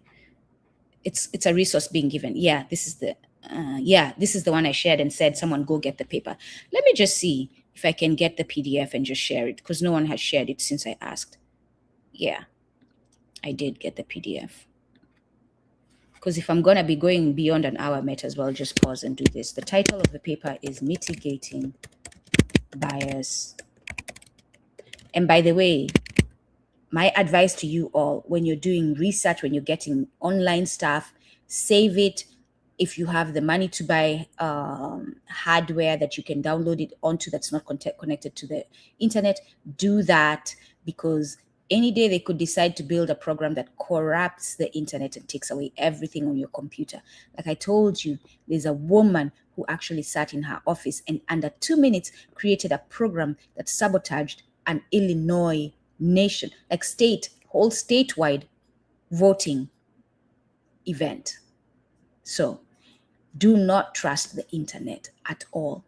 If you want to have something forever, save it elsewhere, somewhere where it cannot be deleted. So this is the paper, mitigate. And every time I tell you all, the way to liberate ourselves is to go back to old ways. You think that we can't go back to old ways, right? We must, and I'll address this. We must go back to old ways. We must. It is the only way we're going to save humanity. Like literally, we must. That is the superior way of thinking. That is the advanced way of thinking. That is the progressive way of thinking, to go back to old ways. Yeah, logic is not logicking, but it is logicking today. Mitigating bias in algorithmic hiring, evaluating claims and practices. That's a paper. Look it up. Go read. I am giving you homework today. Yes, I am giving you homework today. Go read. Go read. Go read. Go read. If you're serious about liberation, go read. You didn't even have to go look for this. I looked for it for you. So I've done half the work for you. Go read.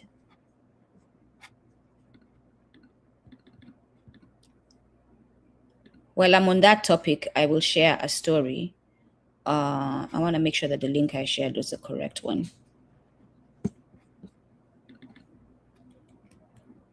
No, it doesn't appear to be. Let me see. Yeah, on one of my assignments recently, my substitute teaching assignments, I was so horrified when this aide in the classroom told a student that they did not need to read the whole book to do an assignment. I was like, okay, fine, you can do the assignment, but read that book. And these students better be happy I don't become their teachers, because you will be reading the whole book and telling me about the whole book, what you find out. Let me see how that shows up. Okay, good. No, it cut it up. Is it still going to break up the link? Why is that link showing up like that? Hold on, y'all. Let me see what happens.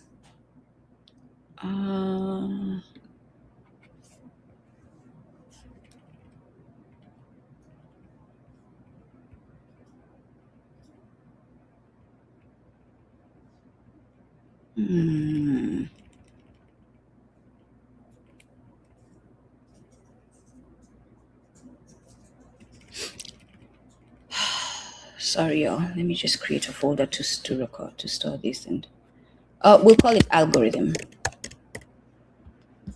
Create and store this PDF there. Mitigating. I don't like the way that link is breaking up. I don't know if anyone can shorten it. If you have the skills, do that, please. But in the meantime, let's see if this works better. Today is a broadcast of patience. Today, you need to be patient to get through today's broadcast. And committed, let's say, committed as well. Because I will be doing a lot of this digressing and seeing whether I can share resources. Let me see if I can push this into... I'm frozen? Mm-hmm. Am I still frozen? Mm-hmm. Yo, because I went to another link? No, it's back. I'm back? Oh, this whole time I was talking without you all hearing what I was saying? Because I went to another space to get the link and I was frozen. Am I still frozen now? Thanks, Nwari, thanks. I'm back. Sorry, y'all. I was getting you information. So let me see whether I can push the thing I just downloaded, the PDF. Thank you all. Thanks, babe.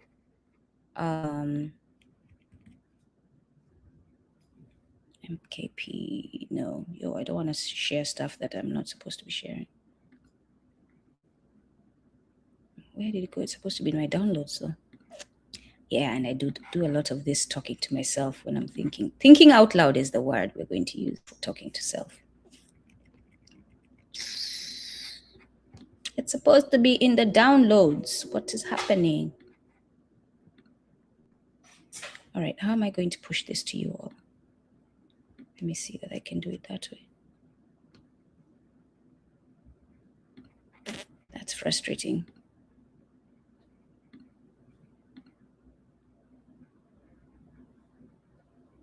Oh, shit. Oh. my mistake. I put it in another folder. Let's get that and share it with you all so that you can have that paper.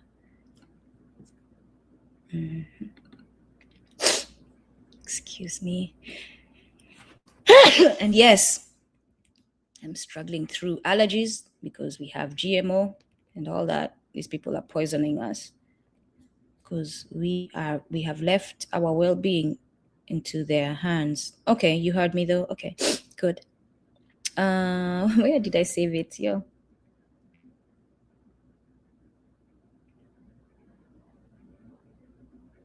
We just created.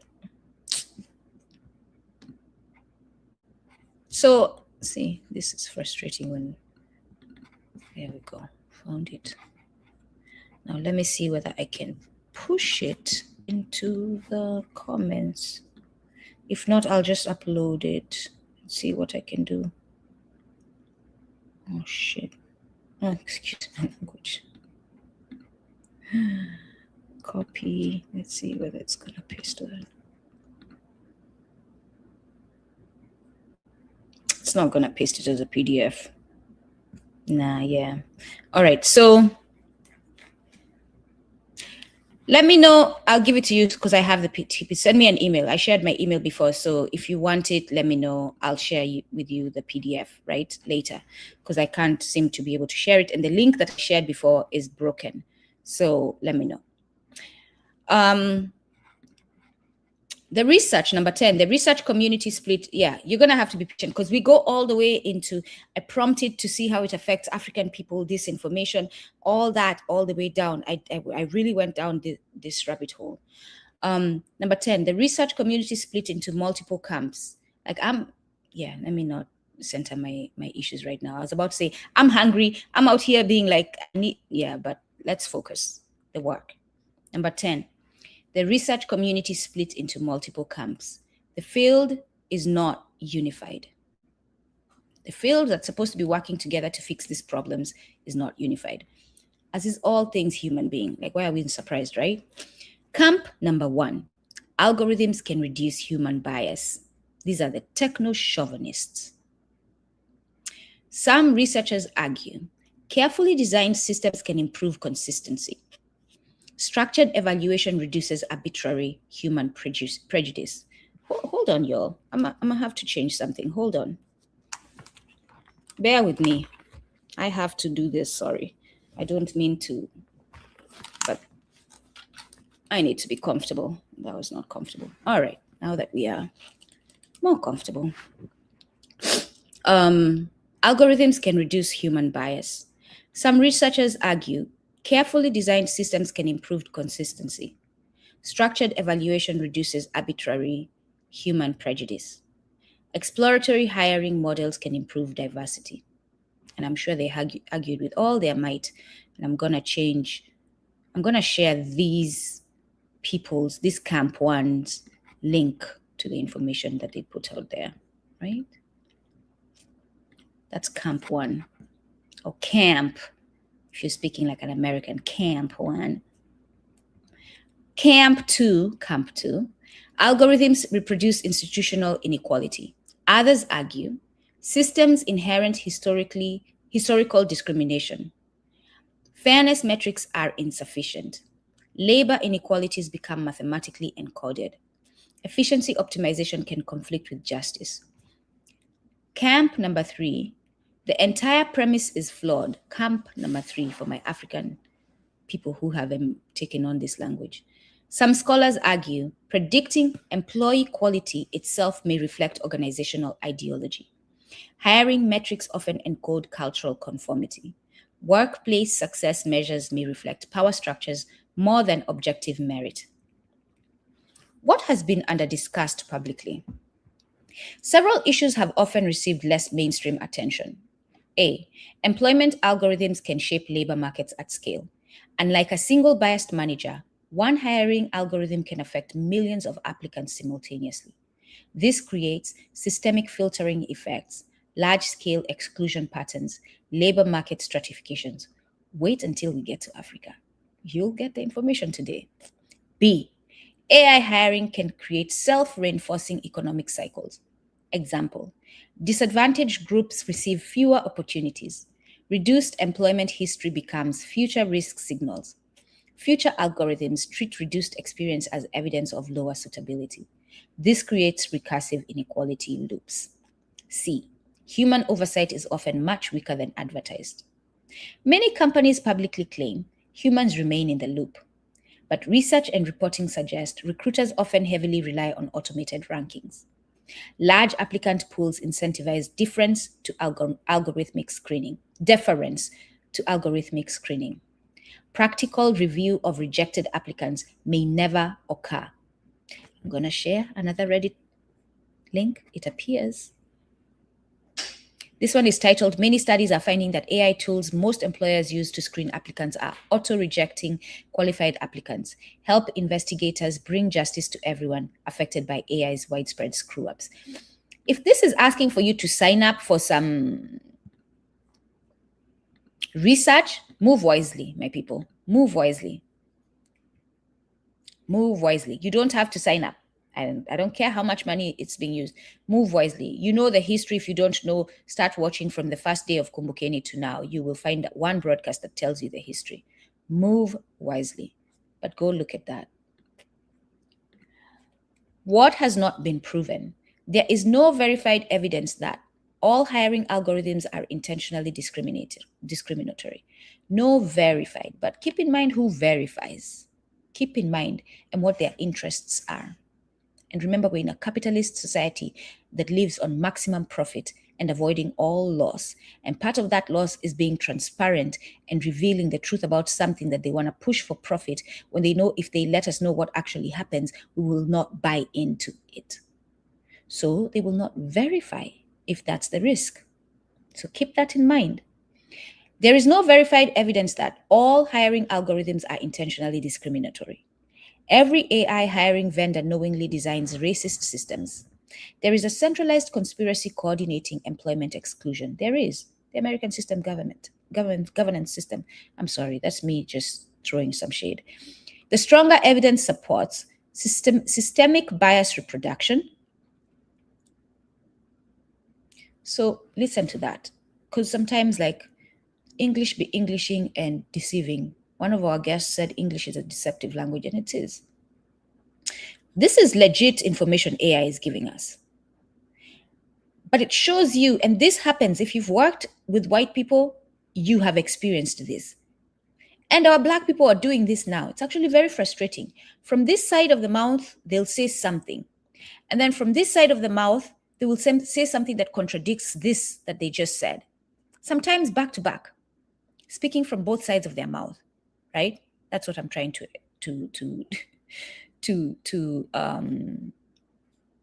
symbolize.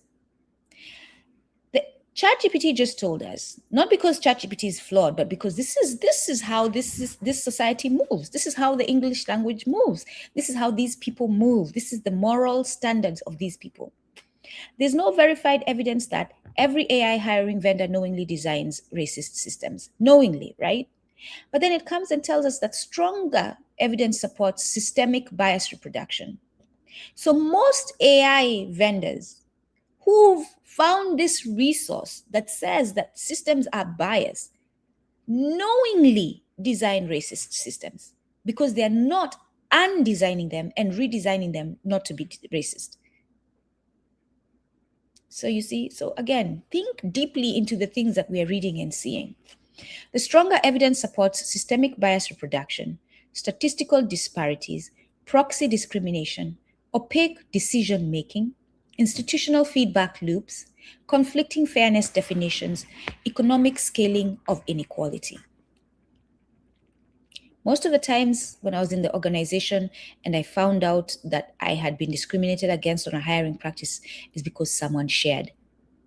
Someone came to me and told me. Or I inquired and someone slipped and said something they weren't supposed to say, or they were not connected to the ones who were doing the trifling act, and they said it and didn't realize that they were exposing the others. That's how I have found out. But these people are not transparent. The most important overall conclusion: The employment research largely confirms a broader pattern first exposed in the campus debate. Algorithms do not exist outside society. They inherit historical data, institutional incentives, definitions of success, power structures, labor market inequalities, organizational values.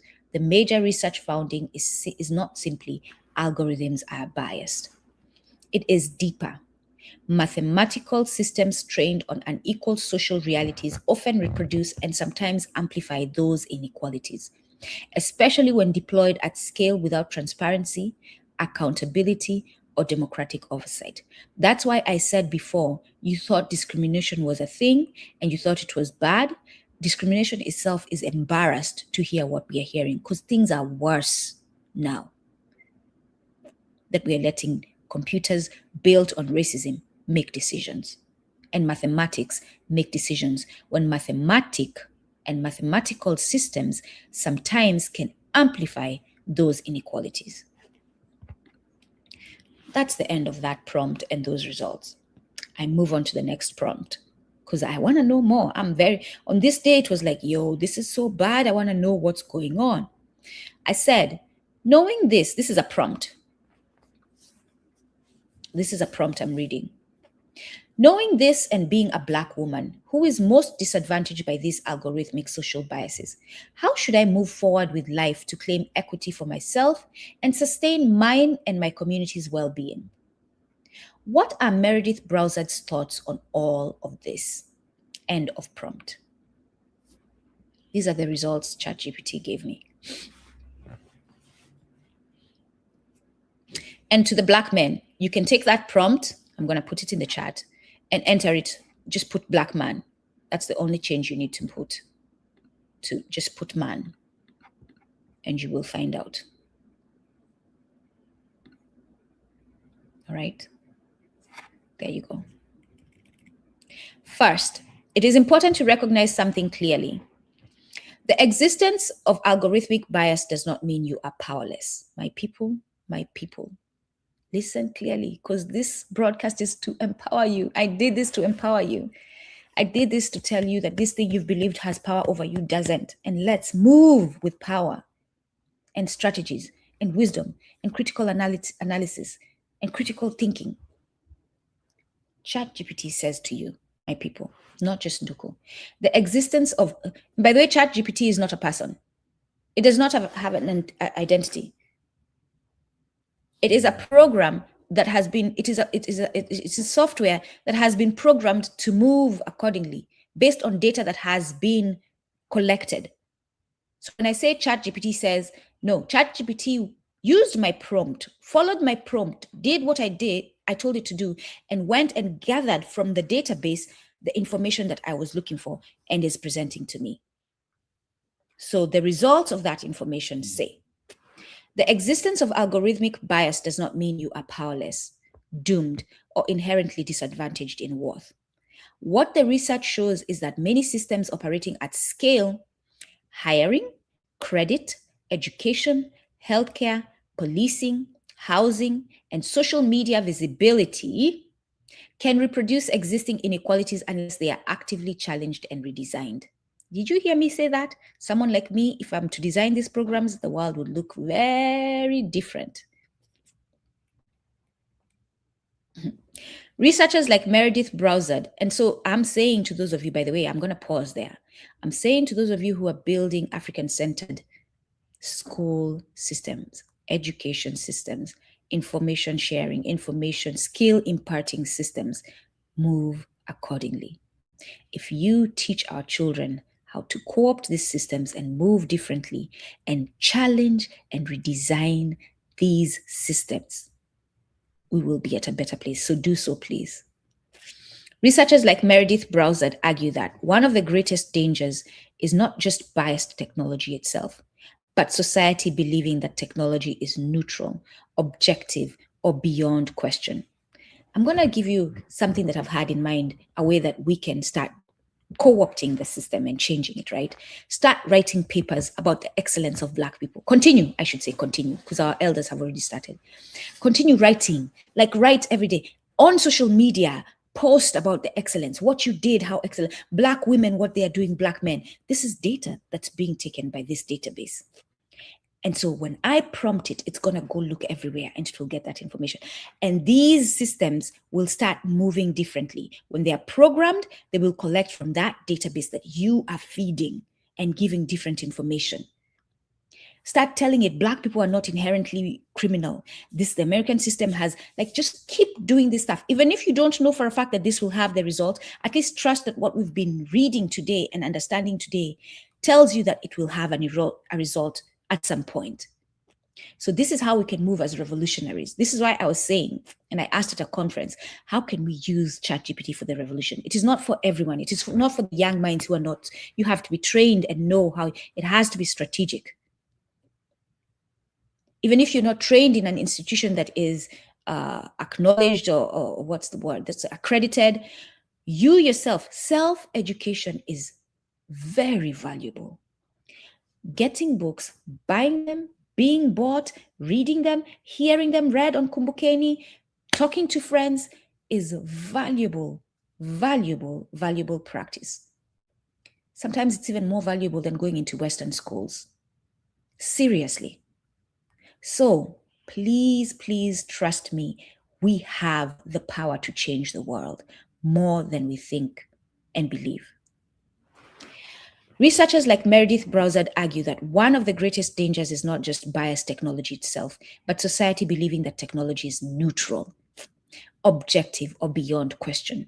She calls this belief techno-chauvinism. The assumption that technology systems are inherently smarter, fairer, or more rational than human judgment. I'm going to share that article. Artificial and Intelligence, How Computers Misunderstand the World by Meredith Browsard. She wrote an article as well. Copy. I'm going to paste that. Let me see what I can do the title. Now, if I do the title, I'll do the title with ellipses just to help you all find this stuff in the chat. And by the way, if you want to be a helper of mine today, if you can take all these and put them in a Word document and then later come and paste them in the comment section of the recording, the recording, right? Because I don't think you all see the comments from the live later on the recording. So if we can please take the resources shared here, I may be able to do it. I don't think I have the comments when I'm done. I might decide to keep it. But if you want to be a helper today, do that for me. Copy all the resources and put it on a Word document. And then later, and what am I doing? I'm inspiring us to move in a communal way. That's what I'm doing. That's what I'm doing.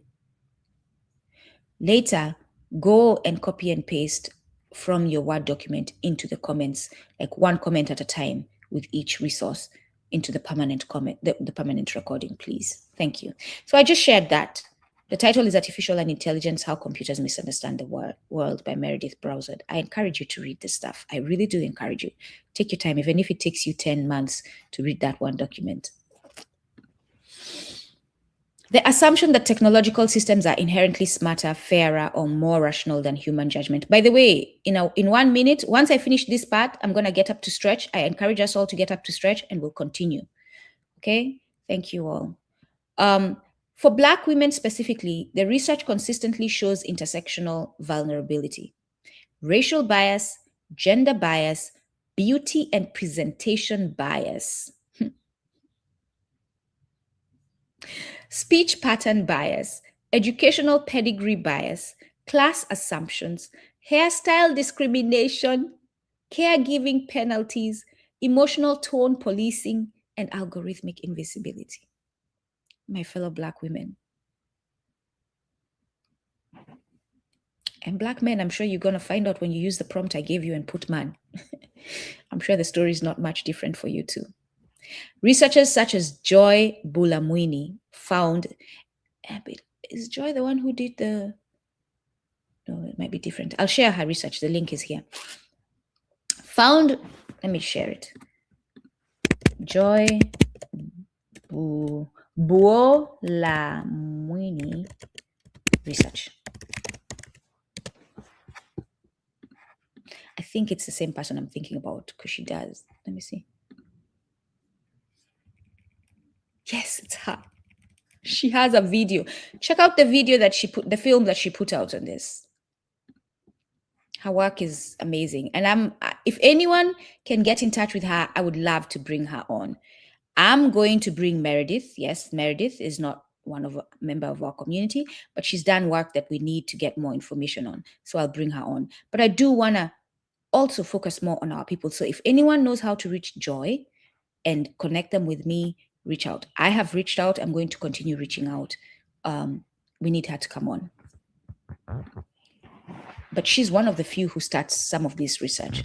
Researchers such as Joy Bulamwini found facial recognition systems often performed worst. And by the way, just in case Godfrey and Akbar, just in case you all watch Kumbukeni, just in case, 154, or any of you are 154 followers and want to share this with them, tell them I want to see them invite Joy Buolamwini on 154. She's an African. She's in America. No, maybe she's in England. I think she's in America. She went to Congress. Yeah. Invite her on 154. We want to hear her thoughts, please. Akbar and Godfrey. That's my request. Researchers such as Joy Buolamwini found facial recognition systems often performed worst on darker-skinned women. That does not mean the system always wins. It doesn't, my people. It doesn't. So don't sit there and say, I can't do anything. The system always wins. No, it doesn't. And that's what I'm here to tell you all today. It means awareness, strategy, collective organization, and alternative institution building become essential. That's revolution for us Black people, for us African people, for us WanaUbuntu. Awareness, strategy, collective organization, and alternative institution building become essential. Nduku, what can I do to help? Be aware, be strategic, organize collectively, and build alternative institutions. Meredith Browsard's core perspective. Browsard's work is not anti-technology in a simplistic sense. No, and she says it. Her argument is technology is a tool shaped by human values, power structures, and limitations. And by the way, at the beginning of the book, she says, and I'm sure you all are not surprised, that the reason that AI was built, the reason that we have the internet in the first place is because there were some nerds who were bored and who felt discriminated against. And they thought that if they built, especially social media, if they built social media, they would find justice. They thought that the thing that they were experiencing in real life, being bullied, not having friends, that they would find it if they built social media, right? And Meredith says, and even she believed this, that they found out so rudely that it made it worse. So here is to tell us the lesson that I'm saying right now as I pause on this. All progress is not progressive. It's not helpful or beneficial to humanity. Some of it, in fact, is destructive. And that's what they did. They built social media thinking they would create a world where they were more accepted and could live as human beings and be seen. In fact, it made it worse and it created the opposite environment and worsened. It has worsened the reality on the ground. Her major points include, number one, social problems cannot be solved purely through math. She repeatedly argues mathematical optimization is not the same as justice. Efficiency is not the same as equity. Statistical fairness is not the same as human dignity. In other words, a system can appear statistically fair while still reproducing social harm. That is one reason she critiques purely technical approaches to inequality. Number two, data reflects society. Browsard stresses data is socially constructed, meaning historical inequalities enter data sets. Institutional bias becomes training material. Social exclusion becomes encoded as prediction. So if Black women historically received lower wages, fewer promotions, harsher evaluations, less investment, more surveillance, algorithms trained on that history may treat those patterns as normal. And I'm seeing comments come. I'm trying to stay focused on the presentation because it's quite long. So I'll look at the comments at the end. I get so excited when I'm talking and I hear my accent, my African self I just heard that and it made me happy. Just wanted to share that with you all. Number three, diversity alone is not enough. Browser supports increasing representation in tech, but she also warns simply adding diverse faces into unjust systems does not automatically create justice. So hire 50 Black people today to do your programming. That doesn't take away the injustice. Her concern is structural. Who defines success? Now, my people, let's sit here. Come together and sit, and let's sit with these questions. Who defines success? Who controls institutions? Whose values shape systems? Who benefits economically? Who absorbs the harms? Like I said before, if you want me to give you this information in a Word document, send me an email, kumbukeni1@gmail.com. I will only be serving WanaUbuntu on this. If you happen to get this information as a white person, you'll have to work harder.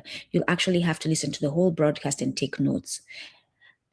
You've been getting it easy all these years. I think it's time you work a little harder for your success and your well-being.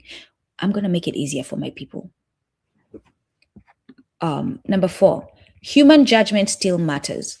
One of her strongest themes: important human decisions should not be fully outsourced to machines, especially in hiring, education, policing, healthcare. Oh, and by the way, not just white people. If you're Chinese, if you're Arab, if you're none, WanaUbuntu, you'll have to take the hard work. I'm sorry, my fellow brown people, but you have not. Clearly, algorithm is telling us that you're not facing the same struggle we're facing. So you'll have to do a little more hard work if you want the information in this broadcast. You'll have to actually listen and take notes. To my people, send me an email. I'll send you the information. I said to you, be patient, because I will be asking you questions to determine whether you're my people, including follow me on this situation and let me see your image. So maybe you want to get ahead of that and start sending me your image so that I know you is Black. And maybe actually call me on video or something. Yo, I'm just saying. Human judgment still matters. One of her strongest themes: important human decisions should not be fully outsourced to machines, especially in hiring, education, policing, healthcare, credit, welfare systems. Let me repeat that one more time, because I actually think this one is important. One of her strongest themes: important human decisions should not be fully outsourced to machines, especially, and for me, actually, I'm saying they need to be removed from these. Important human decisions must not, should not at all be reliant on machines. In fact, we should forget about fully, partially.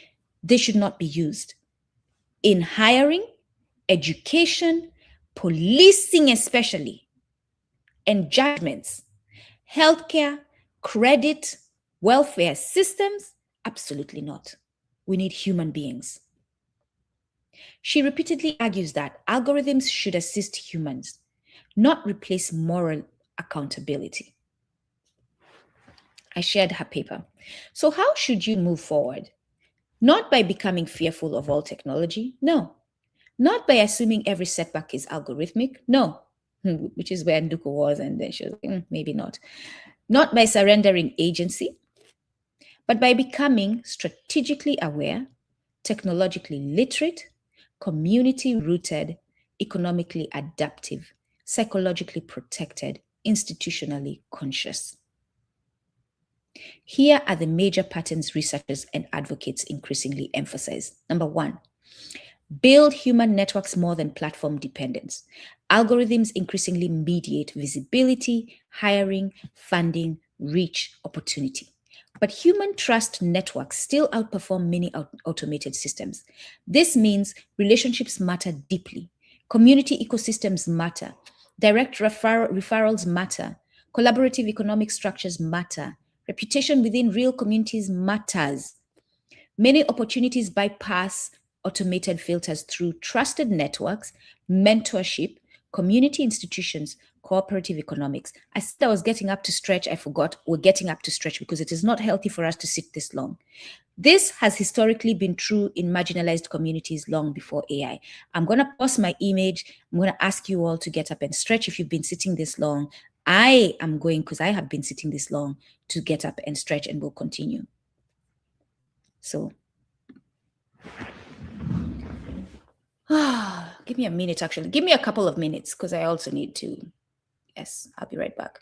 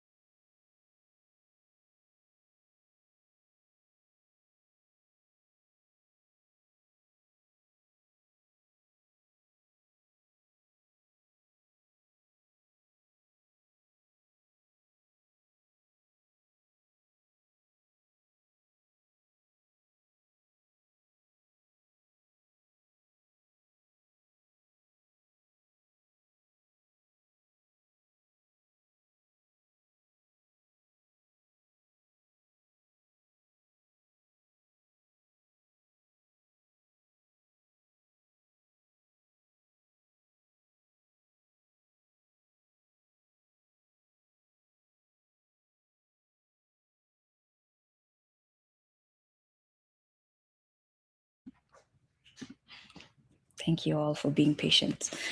Yeah, we must remember to take care of ourselves as we serve the community. I needed to get up. All right. No, I enjoy serving my community. It makes me very happy, and I'm grateful for my partner who just gave me a few grapes to chew on, because I've been sitting here and we haven't eaten. So this is the work. This partners, people coming together, taking care of each other when you're working and all that. I share all this not to share my personal life, but because I don't share that much. But this is the work. This is how we take care of each other, because he knows I haven't eaten and I'm going to be here longer. He gave me something to snack on, and I'll be doing that as I talk. So we continue. I'm going to repeat that part because I don't know where I stopped. So excuse me if I'm repeating myself.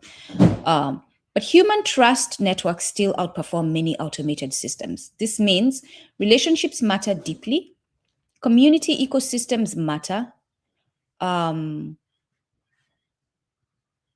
direct referrals matter, collaborative economic structures matter, reputation within real communities matters. Many opportunities bypass automated filters through trusted networks, mentorship, community institutions, cooperative economics. This has historically been true in marginalized communities long before AI. I realize I can't eat and talk.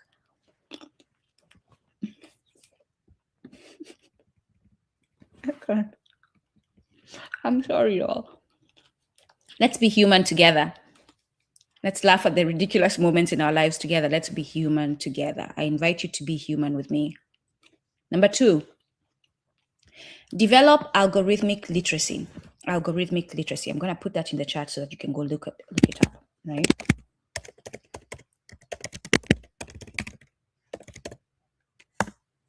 There you go. I can use those moments to eat. Those moments when I'm typing. And by the way, those of you who saw the broadcast with Brother Kenyatta, he told me, I haven't called him yet, that's my fault, that he knows a place in Newark where you can get seeded grapes. Reach out to him. you understand the importance of that, reach out to him. Or let me know and I'll reach out to him for you. Or actually, I will go and ask him where it is and I will post it on Kumbukeni channel and YouTube channel. All right? I'll make it one of my posts. Develop algorithmic literacy. This does not mean becoming a programmer necessarily. It means understanding how systems rank, how platforms filter, how high. Yeah. So no one is asking you to go and study programming. Let's just get that so that you understand how practical and possible this is. Look at how much information we got with me who's not. Listen, my parents and my family brought me to the United States to study computer science. That first semester, I sat in the class 101010. I said, nah, this is not for me. My brain does not think like this. This ain't for me. So after that first semester, I changed majors, right? So it's not for everyone, but this is for everyone. What we did today is for everyone. Reading the book by a programmer is for everyone. So that's what we do. We who are not programmers and our minds are not built to see 10s, we see red, blue. This is our minds, right? It's artistic minds. We see different things. Those who are built to see 1010, go ahead. I'm now actually encouraging you to build the programs that are built on Ubuntu. But for those of us who are equipped mentally to do other things, that's where we'll be including doing this type of work. So it means understanding how systems rank, how platforms filter, how hiring software scans resumes, how social media amplifies content, how data is collected, how digital reputation works. Awareness itself is protective. For example, tailoring resumes to ATS systems. I'm going to share that so that you all can start tailoring your resumes to ATS systems. So you will go to ChatGPT when you're building your next resume and you will say, or you will take your old resume, attach it to ChatGPT. Free ChatGPT will allow you to do 3 attachments, I think, in 24 hours. I think that's how it operates. So you can do that and wait the next day if you run out of, it lets you know you've run out of your opportunities for the day. Try tomorrow at this time to use it. But I think you get 3 with free ChatGPT. You get 3. You can attach 3 attachments into your prompts. So attach your resume and then say tailor my resume to ATS systems. You could give that prompt a background and say, I have recently found out through Meredith Browsard, John Kleinberg, and Julia Dressel's research that algorithm is flawed, it is racist, it's built on racist data. I have been looking for a job and I realized that my resume could have been getting dismissed. I'm trying to build my resume so that I no longer get disadvantaged by algorithms. And then now you prompt it. Tailor my attached resume to ATS systems. Giving ChatGPT background is important. It is helpful. It is smart prompting. It always gives you really, really good results. So ATS systems, there it is. Understanding LinkedIn key. So awareness itself is protective. For example, awareness, tailoring resumes to ATS systems, understanding LinkedIn keyword behavior, maintaining searchable portfolios, documenting accomplishments concretely can materially improve outcome within flawed systems. This is adaptation without surrendering critical awareness. Number 3, avoid internalizing algorithmic rejection as personal worth. My goodness, Black people, especially after you learned this today, it should actually make you walk tall. This is extremely important psychologically to avoid internalizing algorithmic rejection as personal worth. You're literally making computers define you.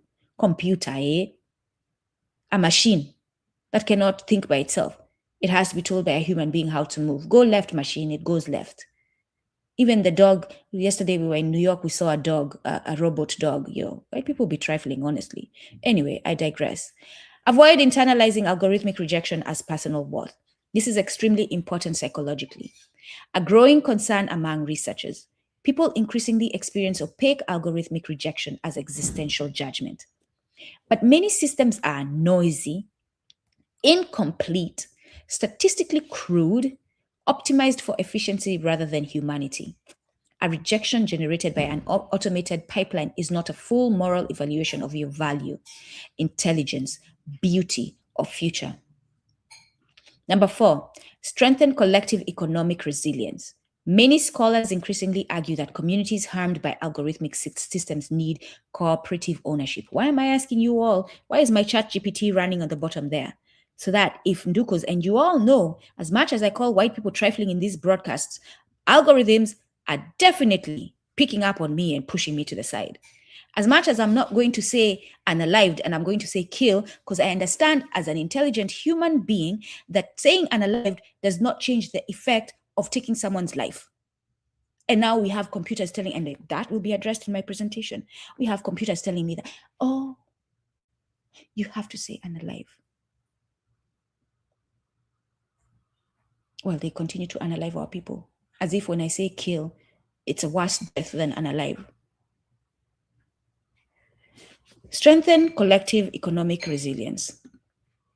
Many scholars, I digressed there. I did not hit my digress quite well.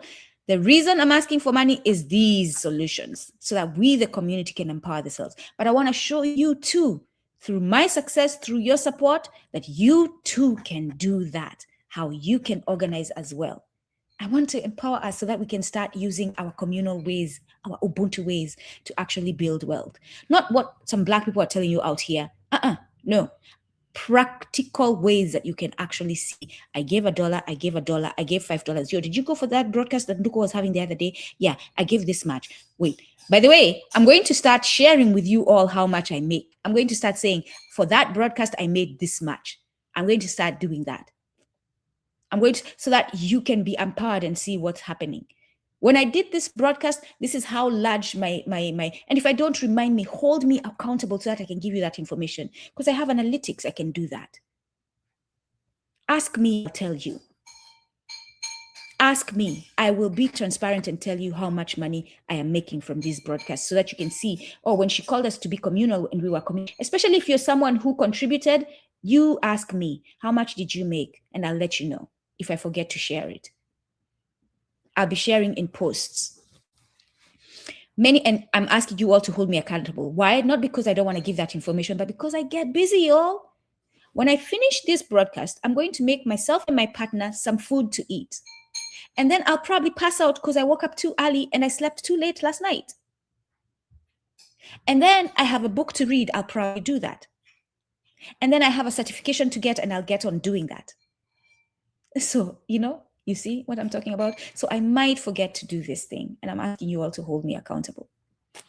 Many scholars increasingly argue that communities harmed by algorithmic systems need cooperative ownership, mutual aid, local institutions, independent media, culturally grounded education, collective economic ecosystems. Why? Because dependence on centralized platforms increases vulnerability to invisible ranking systems. This does not require isolation from mainstream systems. It means diversify where your survival and dignity come from. Number 5, protect your attention and mental space. Algorithmic systems are designed to optimize engagement, to optimize emotional reaction, and we are going to see this. And now I'm talking about the situation in South Africa. And walk with me, my people. Be patient with me today. Optimize emotional reaction, optimize addictive behavior. Yes, addictive behavior. Those commercials you're watching thinking it's just a commercial is training your brain to take on addictive tendencies. And you yourself scrolling is being addicted to that. Optimize consumption patterns. Researchers increasingly connect algorithmic environments to anxiety, comparison fatigue, outrage cycles, identity insecurity, fragmentation of communities. So we are all out here outraged by what we're seeing our South African brothers and sisters doing. And now we are disliking and hating them and blocking them and doing this and that, when algorithm is doing a number on us all. Protecting your mental clarity becomes a form of resistance. Number 6, Participate in governance and accountability efforts. Real policy battles are happening right now around AI hiring audits, facial recognition bans, transparency laws. Joy, that I shared before, Joy is very active in that. She went to Congress and presented her work. She's fighting this big time. In the UK, they're fighting this big time. In the UK, they actually want to take away surveillance and the use of algorithm. So join that work if you can. Help that work be known. You can help one way or another. Yes. Real policy battles are happening right now around AI hiring audits, facial recognition bans, transparency laws, data rights, algorithmic accountability. Examples include, and look at this, that ChatGPT prompt gives us examples. New York City's automated hiring audit law. I'm going to put these in the chat.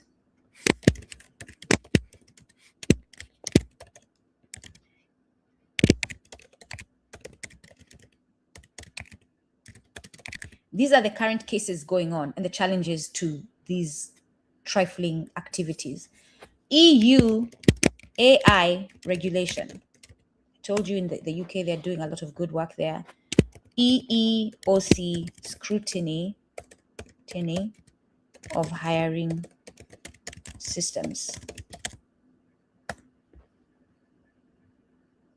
All right. And I'm going to share the Reddit link where this is mentioned. The topic is a robot rejecting your job application, unpacking the hidden bias of AI hiring. I'm going to share that Reddit link. You guys can all go and read. Paste. There you go. Because if I share the title as well as the link, it breaks it up. And so just bear with me with that. I'm not sharing titles. That's the reason why. Researchers like Brozard argue these systems should not remain unregulated black boxes. Number 7, preserve human complexity. One of Brozard's deepest warnings is that computational systems tend to reduce people into measurable variables. But human beings are not scores. They're not rankings. Human beings are not productivity metrics. Human beings are not engagement profiles. Human beings are not prediction categories. Especially for Black women. Remember, my prompt was specific to Black women. That's why the result is mentioning them a lot. Especially for Black women, who historically have had to resist flattening stereotypes, preserving complexity, creativity, spirituality, relationality, and humanity matters profoundly. What the research ultimately suggests, the healthiest response is neither blind faith in technology nor total technological nihilism. It is critical participation, meaning use tools without worshiping them, understand systems without becoming consumed by them, adapt strategically while advocating structural change, build community power alongside individual resilience, refuse to let statistical systems define human possibilities. As Meredith Browsard repeatedly argues, computers are good at calculation, but they're not capable of fully understanding human social reality. That's the end of that result. And I follow it with a prompt. I'm sharing this prompt just to show you all. And let me, it reminds me because I was laughing when I said I was going to share this prompt. Image file. So you also, for those of you who saw the thumbnail that I had, I'll explain. Actually, I will show the thumbnail that I had before. So let me also show that in case you didn't see it. Thumbnail is the image that you put on your YouTube broadcast when it's pending. So that image that image that when you go to YouTube, you see my broadcast, and that image you see is a thumbnail. Thumbnail. Let me put that. That's a thumbnail. That's a technology term. You can learn that if you've not learned it before. That's a thumbnail. Let me share the other one. That's the one I went with. Right? This is the one I went with eventually. And I'll show you through prompt. This part is just to teach you how to prompt when you're doing your work. So I created the thumbnails with AI. Why? Because it saves time when you have as much as you're doing. For me, this is a small place you can rely on AI creating thumbnails for your YouTube channel. So and now ChatGPT has this feature, right? So I use it. And because before, when I was creating thumbnails, I'll have to go to Canva, I have to look at this image, I have to adjust it, I have to put in color, I have to change color, I have to reduce transparency, I have to enter that data right there, move it, put the check marks and all that. This would have taken long to create, is all I'm saying. And it took not even 2 minutes to create with my prompt. So this is the original image, and this was my prompt. I'll put it in the chat. I'll put it in quotes so that you know it's a prompt.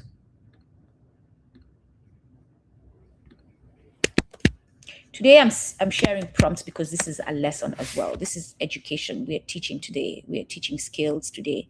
It's too long of a prompt, so it's breaking it. Generate a fitting thumbnail image for a YouTube broadcast I will do on these results. So I've already done the results above. Remember, also my ChatGPT is trained a certain way because I have ChatGPT also now. AI also looks at what you've been doing in the past and it's collecting that information from it. Because sometimes I don't even need, because of how I've programmed it to a certain extent. I don't even need to specify what I needed to say. It's going to come back in my language because it's seen how I move, how I talk, what I believe in. Generate a fitting thumbnail image for a YouTube broadcast I'll do on these results. I'll be covering from an African-centered perspective, keeping in mind the well-being of Africans, informing them of the problem and helping them figure out solutions collectively. So that's what it gave me.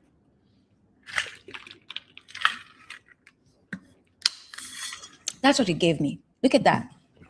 Like, pay attention to the email. Dan and Nan, we can talk about that. Because I have a mixed feelings relationship with AI. I don't want to get too consumed, so I don't go for every single thing I hear. But yes, I can look into that when I have some time. Thank you for sharing that. So you see behind there, these Black people who seem to have, those look like mugshots behind her face on this side, on the, let me use the right terms. On the left side, right at the top. And then there's X, hired, rejected, qualified, overlooked, visible, suppressed, human. So it's following already what we already have. And then you see behind her also to the right lower is an African community where there's farming and they're building. She has her fist up, they're working together, they're doing food together. And it check mark, our data, our future, Black tech, Black world, community power, knowledge is liberation, build, own, protect, Ankh is there, together we rise. So it's intentional and it gives you intentional results. And the image, the little image here, do not take that for granted, is a tree with roots, right? Our ancestry, and Africa is on it. So that's what it gives me at first. But when I see it, when I look at it, the formatting, the sizing and all that, I remember before I had prompted it and I put it up, I uploaded it to my StreamYard for YouTube and it rejected it and said YouTube requires certain measurements. So I remembered that and I was like, oh shit, I need to correct. And my correction was, here's the prompt I did to correct. Because I could see, I've done this before, I could see the size of the image. I knew YouTube was going to reject it. I said, make sure the image is in compliance with the sizing and formatting requirements for a YouTube thumbnail. And this is what it gave me. And I wish you could see, actually, I am going to share my screen so that you can see how that looks like, so that you can actually see what happened. Let me share my screen for a quick second. Share screen. Is that what we're looking at here? All right, let me know if you see that. So this is what the prompt I did at first, right? And it gave me this. And as you can see, it's short and what, like, it's from top to bottom, it's wider, right? And it's short. And I knew very well YouTube thumbnails, that format is not right. So see how this one is more narrower from top to bottom and longer. So that's the perfect sizing for a YouTube thumbnail. I don't know the numbers, what by what, but that's how it looks. And now I'm just giving you the visual experience. That's how it looks. All right. So that's the correction I made, and that's what I got. You see how that looks and see the difference? Yeah, that's what I got. So let me stop sharing this one. I hope you all see that difference. Again, we're in class today. I'm going to stop sharing. What am I stopping to share? This. Remove. There we go. And so this is the result I got at the end, and this is what I used. All right. So just a lesson in that. And actually, now that I'm thinking about it, I'm going to share my presentation. Let's do that. Let's just do that. Let's just do that. Let's just do that. But the sad thing is when I do it that way, I'm not seeing comments and stuff. Let's see if we can move. No. Let's not do it this way. What do you all think? Tell me, do you want me to share my presentation this way as I'm reading ChatGPT to have it on the screen showing as I scroll up? That means I have to minimize this and go to that other presentation to enlarge it. So I won't be looking at the YouTubes. Like I won't be looking at this. I won't be seeing comments. I'll have to look at comments later. But what do you all think? Do you want this experience? You want this? You want to be able to see my ChatGPT as I read it? Yeah, Mbella? Okay. I mean, MB fella. Okay. Let me do that. No one else has any thoughts to this? Before I asked a question, the only one who responded, no one else. Actually, MB fella, I'm not going to until someone else says. Would you all like me to share my ChatGPT this way? Who would like me to do the presentation this way, where you're seeing me scrolling up and you can read what I'm reading? I'm waiting, y'all. I'm going to wait for a minute and I'll just go back to continue the way I was presenting it before. Thank you, MB fella, for being interactive and answering and responding. You responded before with the one. I appreciate that. You're in community. You're actively participating in community. No one else?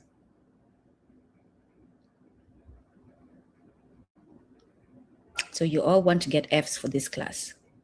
MB fella, you get an A. No one else? You don't want me to do the presentation this way? No one else? Right. MB fella, I'm sorry. I will share. Just send me an email, kumbukeni1@gmail.com. I'll share it with you later. Yes, I'll share it with you later. I am actually pushing our people. I'm going to hold you all accountable to participate actively in community work, including this broadcast. If you prefer it this way, tell me. If you don't, that's okay. We can go back to the way I was doing it before. And my brother, MB fella, I'm sorry. I'll just send it to you later because I am pushing our people to actively participate. And in fact, because I'm pushing, just say, no, it's okay the way you were doing it before. I just want to see you actively participating in community.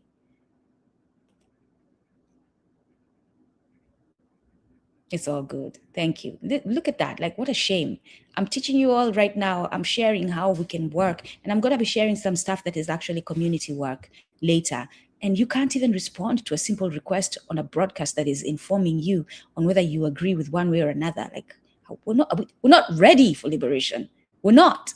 I should have 12 responses because right now I'm looking, I have 12 attendees to this broadcast. I should have 12 responses. 12. But I have one. That's how unready we are for liberation. We're joking. We're out here playing. We are okay. Unless those 12 participants today are bots, we're playing. Just letting you all know, just let that sit with you. I'm going to stop sharing that. Yes, thank you, ZZZ. Anyone else? Yes, MB fella, we have a long way. They cannot even put in the comments that, yes, I prefer one-way style of presentation or no. We can't even do that. 12 responses, my people. I'm holding you accountable right now. 11 responses. No, yes. Let's make it that simple. No, yes in the chat. No, yes. Do you want me to present this way? Yes. Are you okay with the other? No. I'm going to be patient with you. I'll give you all grace. Stretch those revolutionary muscles on you. Let's see. And yes, I am judging you. You need to be judged because we need you to be judged so that you can become the warriors you need to be. I'm judging you 100%. I have 13 members of audience watching and you're not responding. I am 100% judging you. I'm holding you accountable. If you're multitasking, come back later and say, and actually you should be running to your phone to say, Nduku, I'm multitasking, because that's what I'll be doing if I'm multitasking. I'm like, oh shit, they said let's respond to something. I'm like wash my hands, dry them because I can't touch my phone with water. All right, let me respond. That's what seriousness means. I'm sorry, y'all. This is a reflection on all of you. And yes, it's judge me the way however you want to. It's a reflection on all of you who are not responding. Absolutely a reflection on you. I'm so sorry. Yes, there's that too happening. So I'm giving grace. This is why I'm still, for like the last 3 minutes, I've been waiting for people to respond, to hear me, those who are delayed, to respond, whatever issue is happening. But 11 responses of yes or no. I asked the question, do you want me to continue the broadcast sharing the chat GPT the way it is on screen right now so that you can see what I'm reading? Or do you want me to just continue the way I was where it's just me centered on screen and I'm reading from another place that you don't know and you can get that information later? And I asked, if you want this currently that is on screen right now, say yes. MB fella responded, ZZ16, I6I70 responded. No one else has responded. I have 12 people right now listening to me. 12 people. And if the others don't have a way to respond, I understand that, but this is a huge reflection on us. And I said, because we haven't responded, I'm going to go back to the old way, because consequences that MB fella and my sister brother are not deserving of, but they will have to suffer because the rest of the community did not respond. That's Ubuntu. When you all come out here and talk about I am, because you are, that's what that is. What just happened right now, that's what that is. Because you who are not responding have affected MB fellas and the other brothers or sisters' experience today because they wanted to see it this way. And because I, the teacher, have decided that award Kutako, thank you, 3 more. I've decided that I'm going to move a certain way because I know how unprepared we are. But now I'm actually like, yo, I get a moment to actually hold us accountable on something. I'm going to use it. That's what I'm deciding. And to teach exactly what Ubuntu is in action. If you're watching me right now, I asked a question. Do you want, yes, I sound strict. Yes, you do not like it. You're not supposed to like it when I hold you accountable. You're not supposed to. If you are doing something comfortably a certain way and I'm pushing you to do it differently, it will not be a good experience. It's not supposed to be. Do you want me to go ahead and present this way where I'm sharing my chat GPT and you're reading along with me? Or do you want me to continue the way I was doing it before where it's not on the screen? I'm not sharing my screen and I'm just reading on the side and you will get the information later if you're interested. I have 3 responses. I have 12 people. I need 9 people to respond if I'm going to continue this way. Thank you, Award Kutako. Thank you, MB Fella. Thank you, ZZZ I6I70. Yeah, 1 more minute and I'm done waiting because I think you got enough time.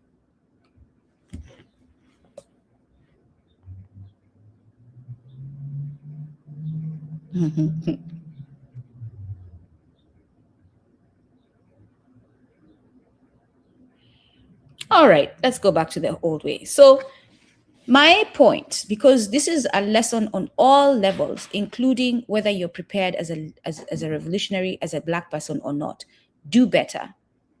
Do better. Take this moment as a moment to learn that you're not acting accordingly. You are asked a simple thing as a warrior that will show your level of preparedness as a warrior. You're not prepared. 9 people in this chat, 9 people in the audience today are not prepared, whoever you are. So this is what happens in Ubuntu because what am I sharing or not sharing? I don't think I should be sharing anything at this point, so I can stop sharing. Yeah. Because your actions affect others. That's what Ubuntu means. Your action or inaction affects others. So let's continue though. Let's do the work. Then I moved on and did another prompt. This is the prompt. How is this research showing up for Africans, both abroad and at home in Africa, as far as employment and criminalization, as far as all the social discrimination and social engineering goes? Is algorithm technology being used to disrupt liberation efforts and peace for Africans?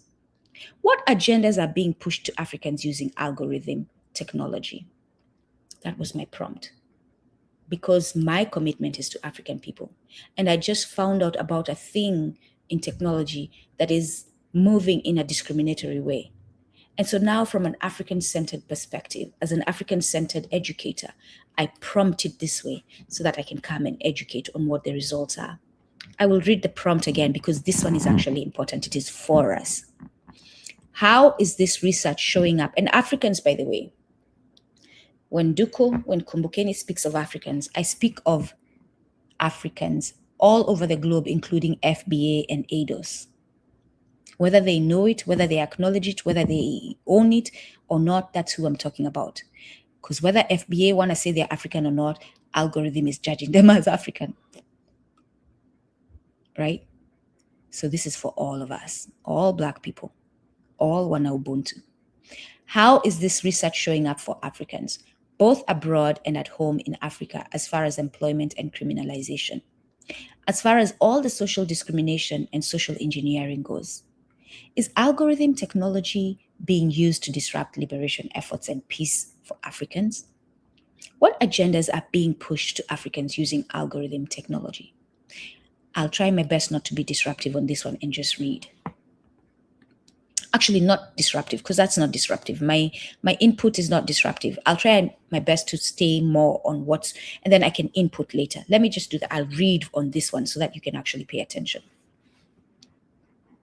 The research increasingly suggests that Africans, both on the continent and throughout the diaspora, are entering a new phase where algorithmic systems are shaping employment access, financial access, policing, political visibility, protest monitoring, media narratives, social reputation, mobility, and even definitions of risk.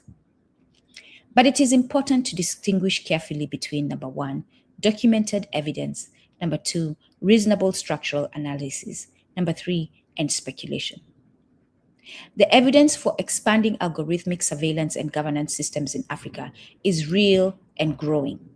The evidence for a singular hidden master conspiracy controlling all African life through AI is not publicly established. What is increasingly documented is something broader. Powerful states, corporations, and institutions are building systems capable of large-scale behavioral monitoring, predictive management, and social control. And Africans are deeply affected because many African states have weak privacy protections. Foreign technology vendors dominate infrastructure. Economic vulnerability increases dependency. Civic protections are uneven. And historically marginalized populations are often used as testing grounds for experimental governance technologies. How this is showing up in employment. Number one, platform labor and algorithmic management. Many Africans now work through ride-share apps, delivery platforms, remote gig systems, online freelance markets, social commerce platforms. In these systems, algorithms determine visibility, pay opportunities, customer matching, account ranking, and even deactivation. Workers can effectively be fired by algorithm. Researchers studying workplace surveillance and algorithmic management warn that opaque scoring systems, facial verification systems, productivity tracking, and automated fraud detection can disproportionately harm darker-skinned workers and vulnerable labor populations. This is particularly relevant in African and diaspora labor markets, where workers often lack legal recourse. Number two, imported hiring systems carry foreign assumptions. Many hiring systems used globally were trained primarily on Western employment histories, Western speech norms, Western educational pathways, Western behavioral expectations. Researchers warn these systems may misread African accents, penalize non-Western communication styles, disadvantage non-linear economic histories, and reward cultural conformity rather than accountable capability. Hold on, y'all, I need to change my sitting position.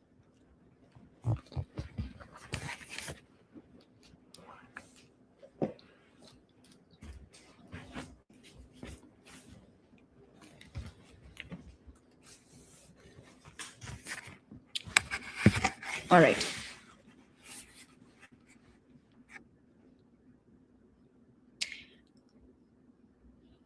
This becomes especially dangerous when African labor markets adopt imported systems without local accountability.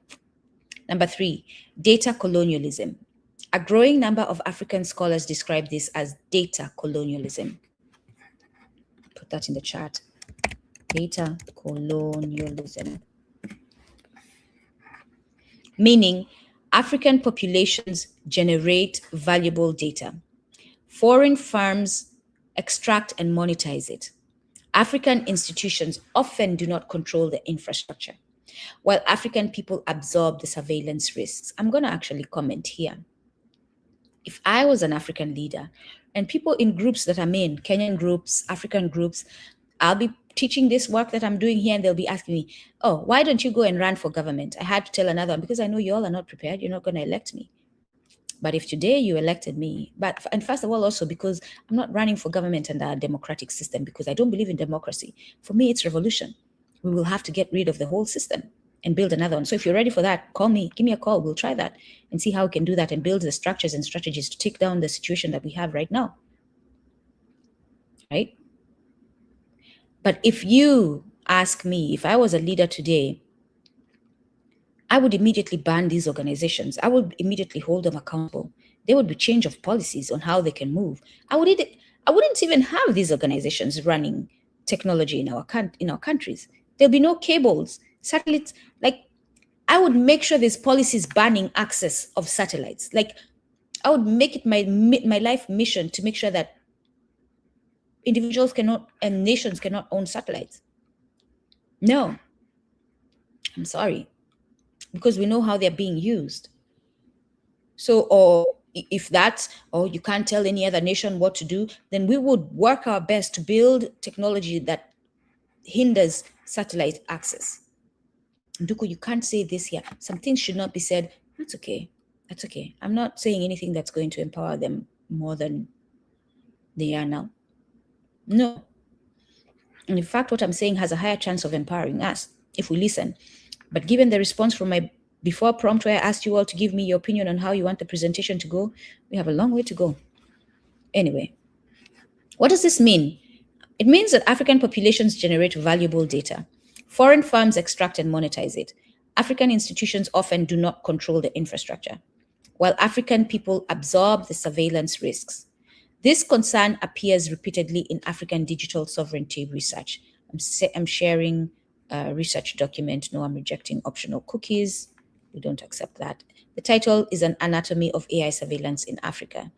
It's a book, actually, so I don't know if you can get it. I'll see, and actually I can do that now. If it's available on audio,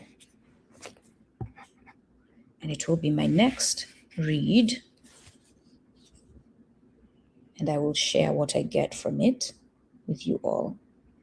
But that's An Anatomy of AI Surveillance in Africa is that book. We are multitasking today. An Anatomy of AI. Remember I said part of the solution is us learning about this stuff, informing ourselves. That's what we're doing. This is what that will be. So every book that I see that is important, and most books are, I will be reading on this subject. And if I can get access to them. No, that book is not available, at least not on the audio tool that I use. So that will have to be a hard copy, and I'll see whichever other way we can access. But yeah, that book, go ahead and grab it. The concern is not only economic, it is political. It's also political. Who controls African digital infrastructure may shape African social reality itself. How this is showing up in criminalization and surveillance. Number 1, facial recognition expansion. Multiple studies document rapid expansion of facial recognition, biometric databases, smart city surveillance, AI-assisted policing systems across African countries. Those of you who've traveled to Kenya, I'm mentioning Kenya because that's where I've traveled. When you get to the airport, I don't know if they're doing this for the Wazungu. I believe they do. But if I find out they don't, I'm actually, next time I'm traveling, I'm being more intentional. And I ask you all to be. Let me know if you notice if the Wazungu are not being facially recognized. Like, so they ask you when you get to the front as you're checking out of customs to look into a camera, and it takes a picture of you and then you let go. Let me know if you notice Wazungu not going through it, because they have a different line. But I have the same line that they have. So I think they were all going through it, if I remember correctly. Anyway, besides the point. But very much the point. Multiple studies document rapid expansion of facial recognition, biometric databases, smart city surveillance, AI-assisted policing systems across African countries. Countries identified in recent reporting include Nigeria, Uganda, Kenya, Rwanda, Egypt, Algeria, Zimbabwe, Zambia, Senegal, Mozambique, among others. I'm sharing this link that has that list. Copy. Let me just scroll down and see where that list is. Yeah.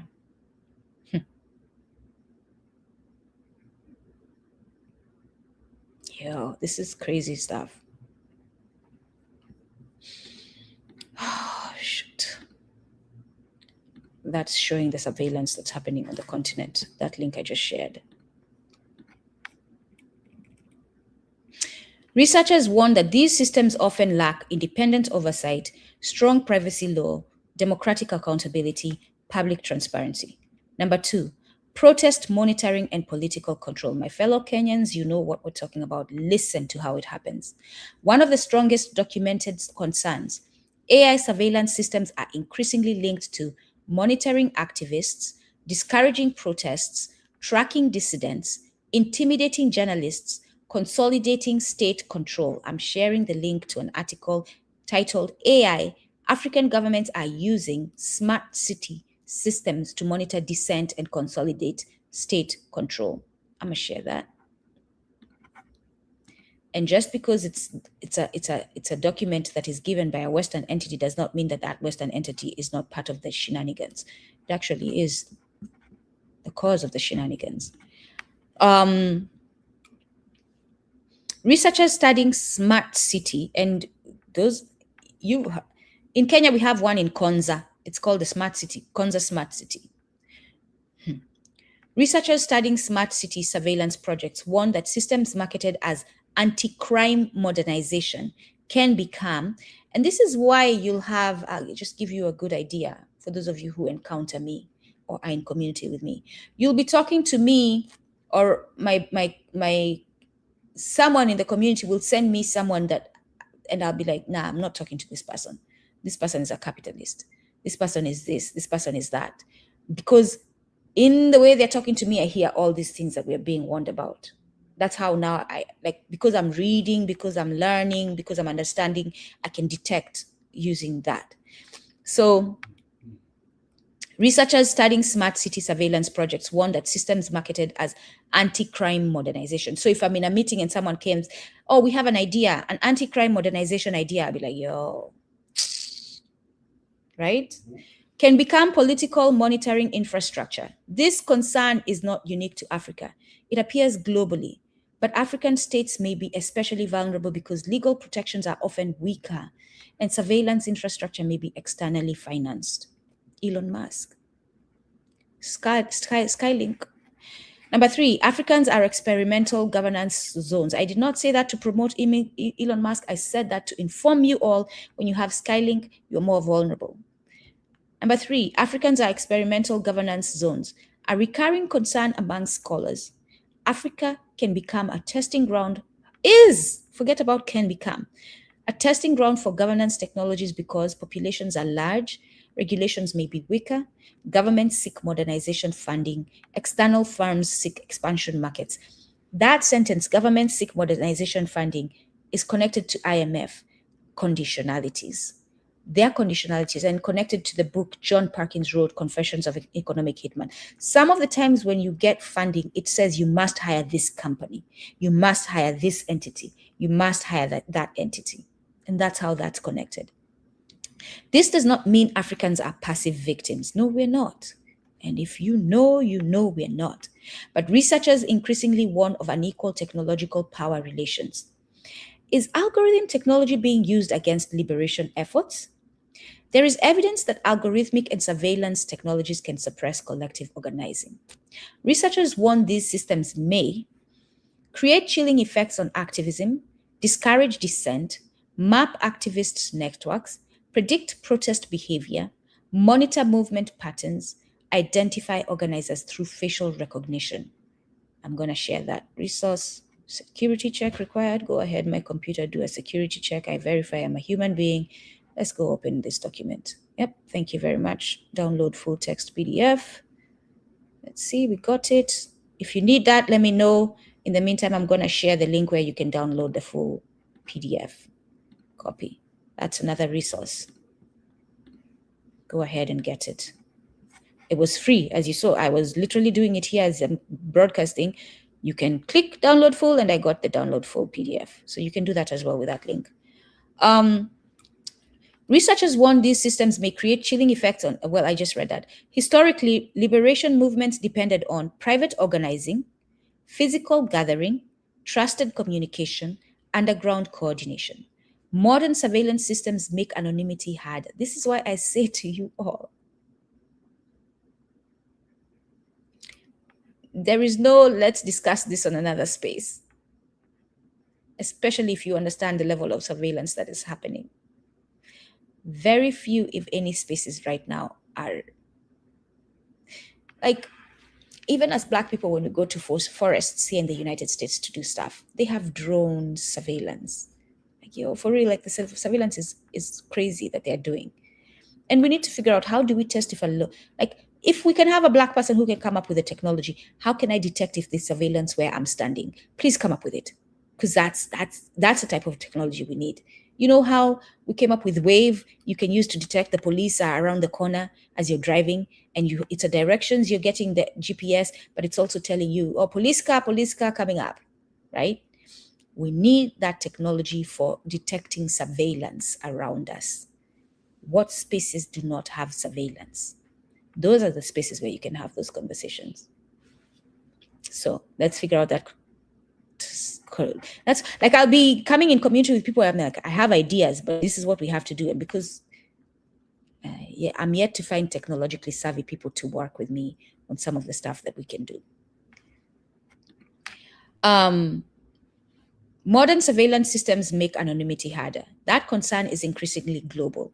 However, there is not public verified evidence proving a unified global operation specifically targeting African liberation. I tell you right now, just because it's not public does not mean it doesn't exist as a single coordinated secret program. The documented evidence supports expanding surveillance capacity, authoritarian uses of technology, predictive governance, social control incentives, suppression of dissent in some contexts. Hold on.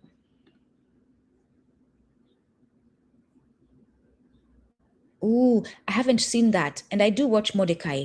Please put the link on the, I'm going to go look, but to make my life easier, put the link in the chat, and for others as well, in the comments of that episode of Mordecai's that Mordecai did on AI. Please, please, please, please, please. Thank you. What social engineering pressures are being pushed? Researchers and critics point to several major pressures emerging through algorithmic systems. Number one, behavioral conformity. You all are out here talking about unalive. I'm like, yo. If I'm in your space and you say you insist, I'll do it just because you're insisting, because apparently you kick me off. I won't be able to speak if I don't say unalive. And sometimes I empathize with like our people. I'm like, yo, this person, okay, doesn't want their channel closed or their thing closed. Let me just play for that. For that, I will move accordingly. But you will not find me on Kumbuking talking about unalive. I will say kill if there was killing. I will say that. Not because I'm a headstrong, but because I understand this is what I understand this, because I am reading that. That's why. Because I understand the minute I give in to unalive, they're going to move the goalpost and I won't be able to say unalive. They'll ask me to say something else. And we'll end up being people who don't know our direction, because we have become people who are guided by a corrupt mind, by Yorugo.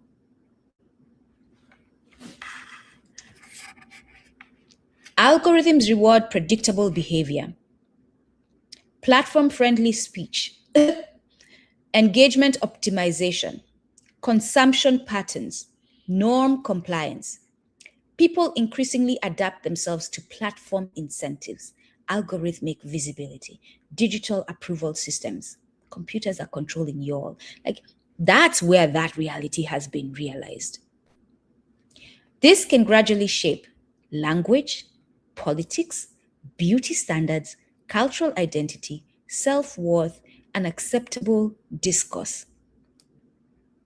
And acceptable discourse. I'm not playing the game, y'all. If I have to play alone, I'll play alone, but I'm not joining you all in this foolery. Number 2, consumerism and dependency.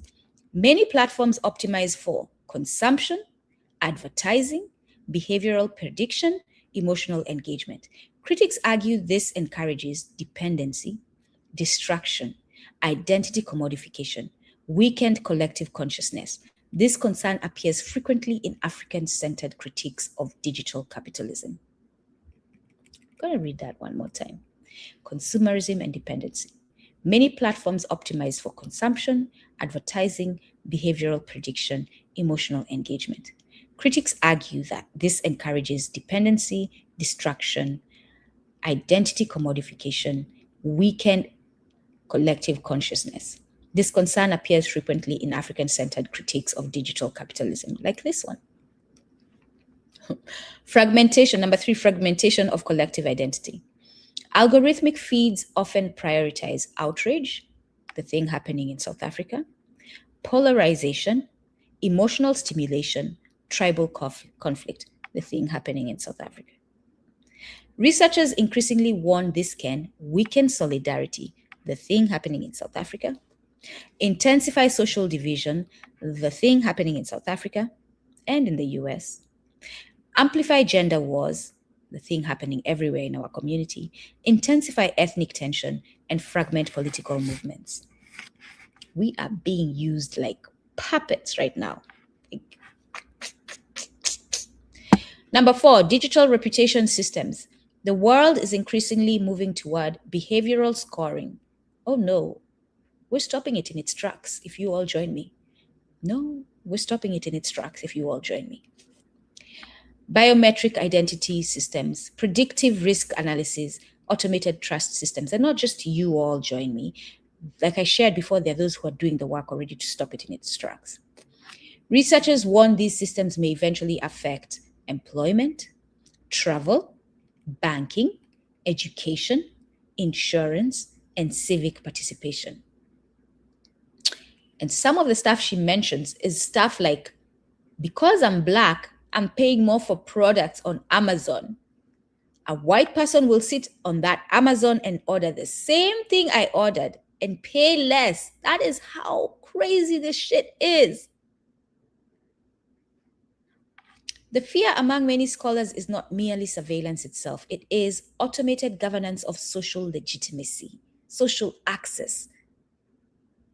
What many African-centered thinkers are arguing, African-centered scholars like me, organizers like me, and technologists, I can't say I am, increasingly emphasize digital sovereignty, Africans controlling African data, African infrastructure, African platforms, African AI development.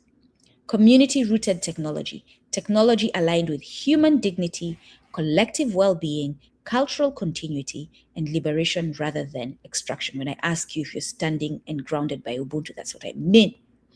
Technological literacy, communities understanding how systems manipulate visibility, that's what we're doing today, how data extraction works. And our brother before, Mr. Savage, you said you had the pod, and I said, if you want to come up, let me know and I'll bring you up. Just let me know.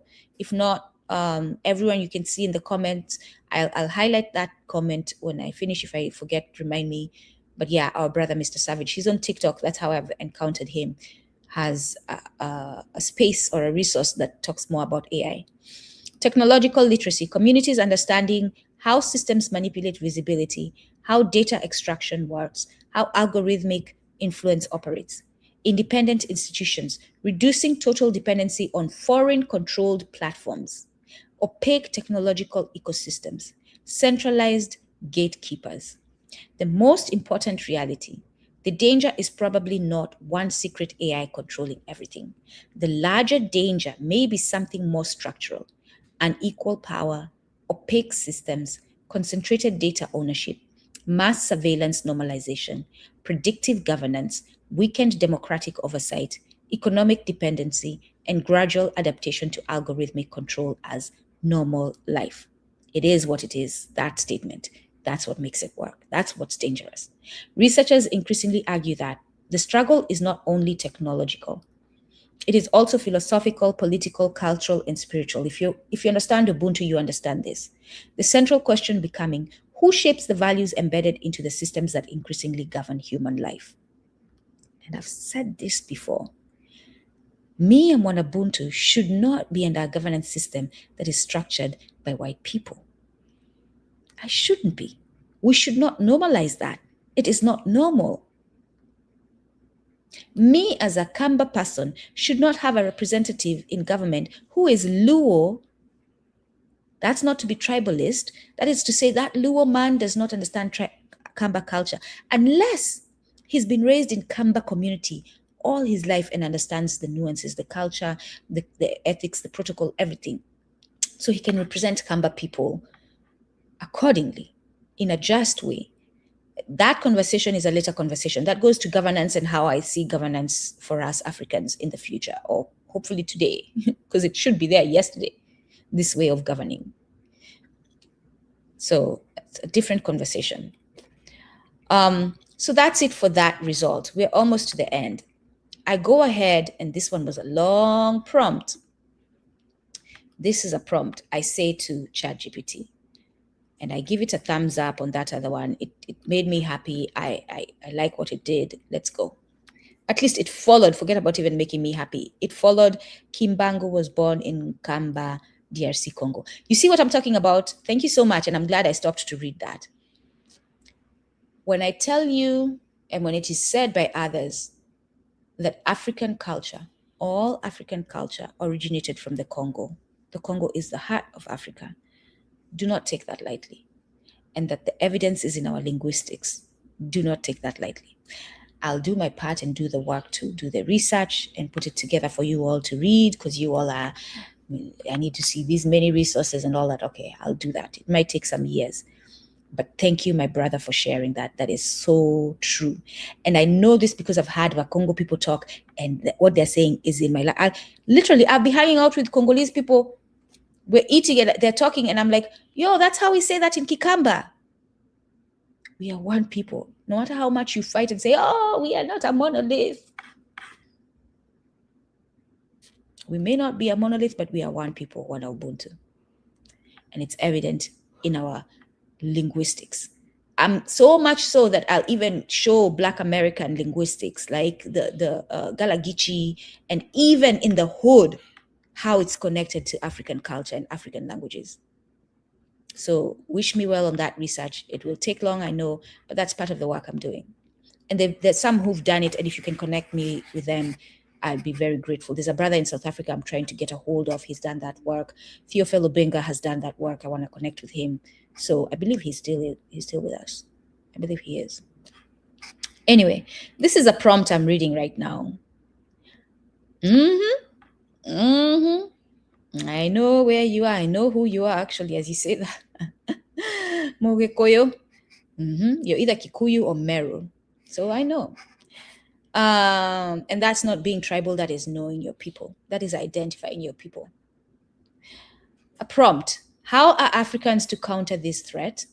My suggestion is to go, I'm prompting ChatGPT now. This is my, yeah, Gikoyo. There you go. Ohoro waku. Thank you so much for participating. How are Africans to counter this threat? My suggestion is to go back to the good old tried and true ways of interacting person to person. If we are talking about making a video go viral, we ensure that we manually share with as many people as we know and hold them accountable to watching, liking, subscribing, and sharing, and holding those they share with accountable to do the same. If we're talking about the criminalization of our revolutionaries, we as a collective global majority community stand with our revolutionaries in a way, in a viral way that disrupts the false narrative and defends them from an African-centered logic as our defenders and liberation fighters. Give other solutions that are keeping with this way of approaching the issue, an African-centered way. I just told ChatGPT what to give me information, but to give me in a certain way with certain terms in mind and certain restrictions. And it comes back and tells me, what you are describing aligns with a growing body of thought that argues the most resilient response to algorithmic domination is not simply better technology, but rebuilding human relationships, collective accountability, cultural continuity, local institutions, and community-controlled communication systems. Many African-centered thinkers would recognize this as reconnecting with principles that long predate digital systems, Ubuntu. Communal responsibility, interdependence, collective memory, reciprocal obligation, relational identity, and liberation tied to community well-being rather than isolated individual advancement. So don't be out here trying to build your YouTube channel and not caring and unaliving all over the place. And, oh, you can't say this on my channel, you can't say that on my channel just because you want to get subscriptions. And no, I can't say that, I can't, or Nduku, I can't do that. I know it is what we need to do, but I can't do it. My channel will be closed. No. Think about the community and what your choice is, how it's going to affect the community. And there's levels. Your examples reflect on an important insight. Algorithms scale influence artificially, but organized communities can scale trust organically, which is why I am very okay with having 2,910 subscribers, because I know those are loyal people. Most of them are loyal and they'll stay because they didn't come because I showed you all my cleavage. They didn't come because I twerked, because tomorrow when I don't twerk, they'll be gone.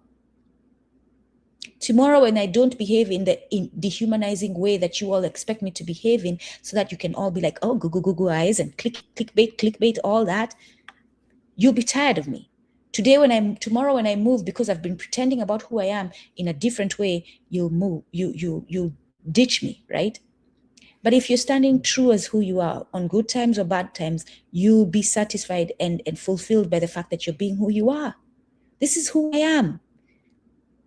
And that my commitment is to serve our people. That's it. I'm not trying to impress beyond my capability and my personality, because I cannot sustain that.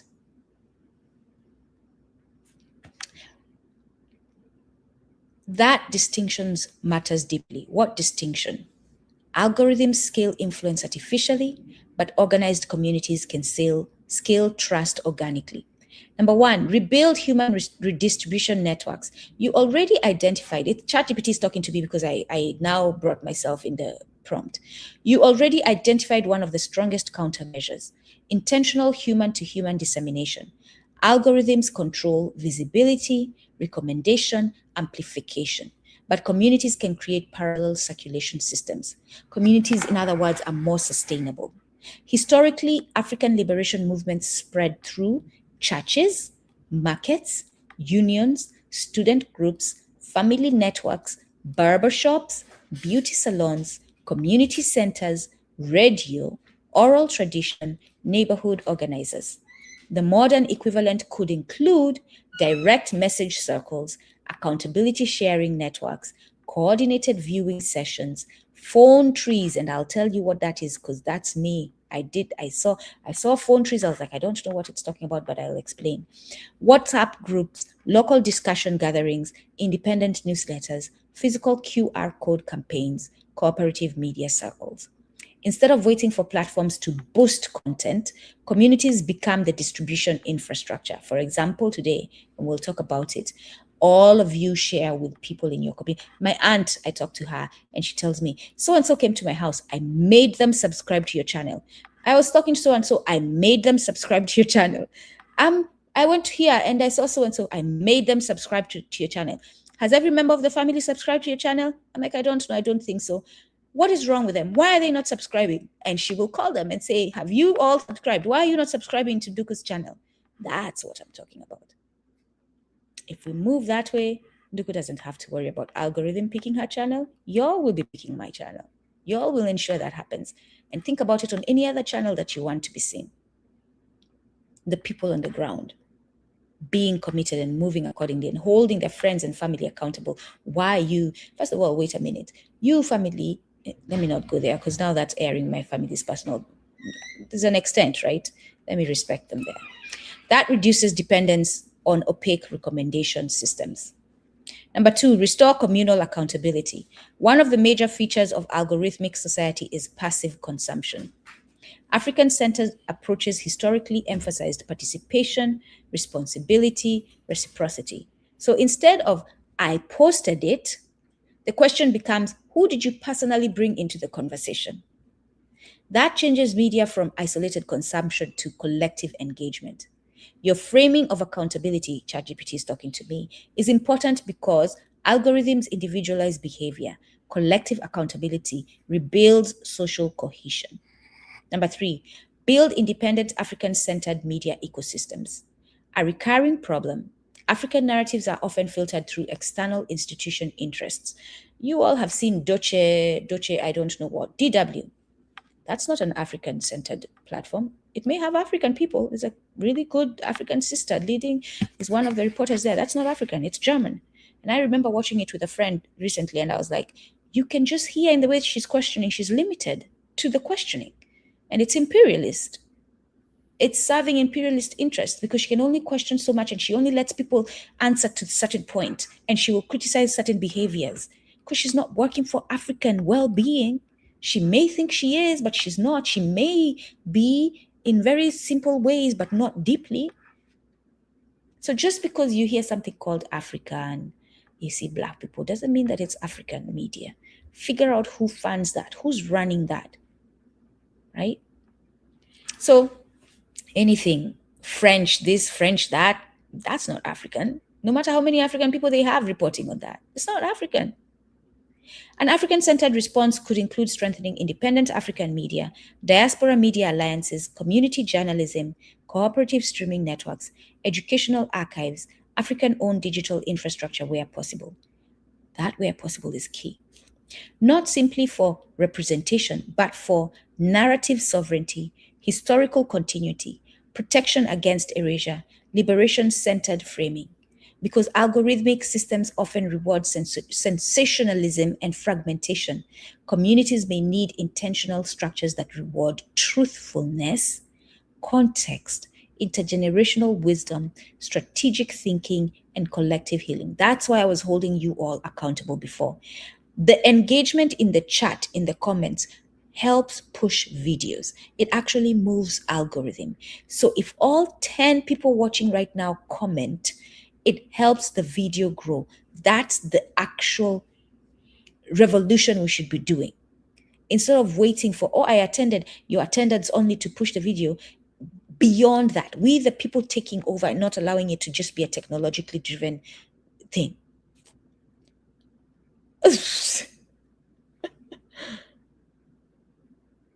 Listen, I will say that. Plant a tree. Do a dance after subscribing. No, for real. I'm busy. I'll call home because we burn our own charcoal at home, and we have trees, and they fell the trees and they do the charcoal thing. By the way, yeah, those are the skills I have. I can burn charcoal. I can burn charcoal. I can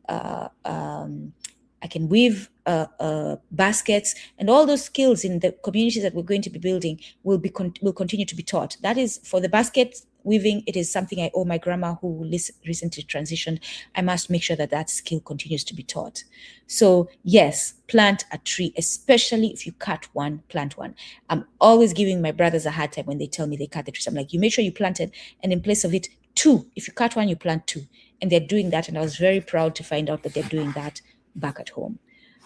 So yes, plant a tree and do a dance. Dance is very healthy. It's very healthy. And I do that in communities that we interact more intimately than this YouTube broadcast. I'll stop. Maybe on one YouTube broadcast, you know what? Let me know in the chat. Do you all want to do a YouTube broadcast dance where we can get together and dance? An evening, a Friday night or something that we actually get together and dance with whoever shows up. just to send healing? Let me know, because dancing is healing. And I'll play music in the background and we'll dance. Let me know. Samuel Kamitha. No, I haven't heard of Samuel Kamitha. Let me know who Samuel Kamitha is. Yeah. Um, so because algorithmic systems often reward sensationalism and fragmentation, communities may need intentional structures that reward truthfulness, context, intergenerational wisdom, strategic thinking, and collective healing. Now, when I see a Black platform and I see it's moving accordingly, I like them. So if you want to know what platforms to follow, just look at Kumbukeni, whoever we're following, you can follow.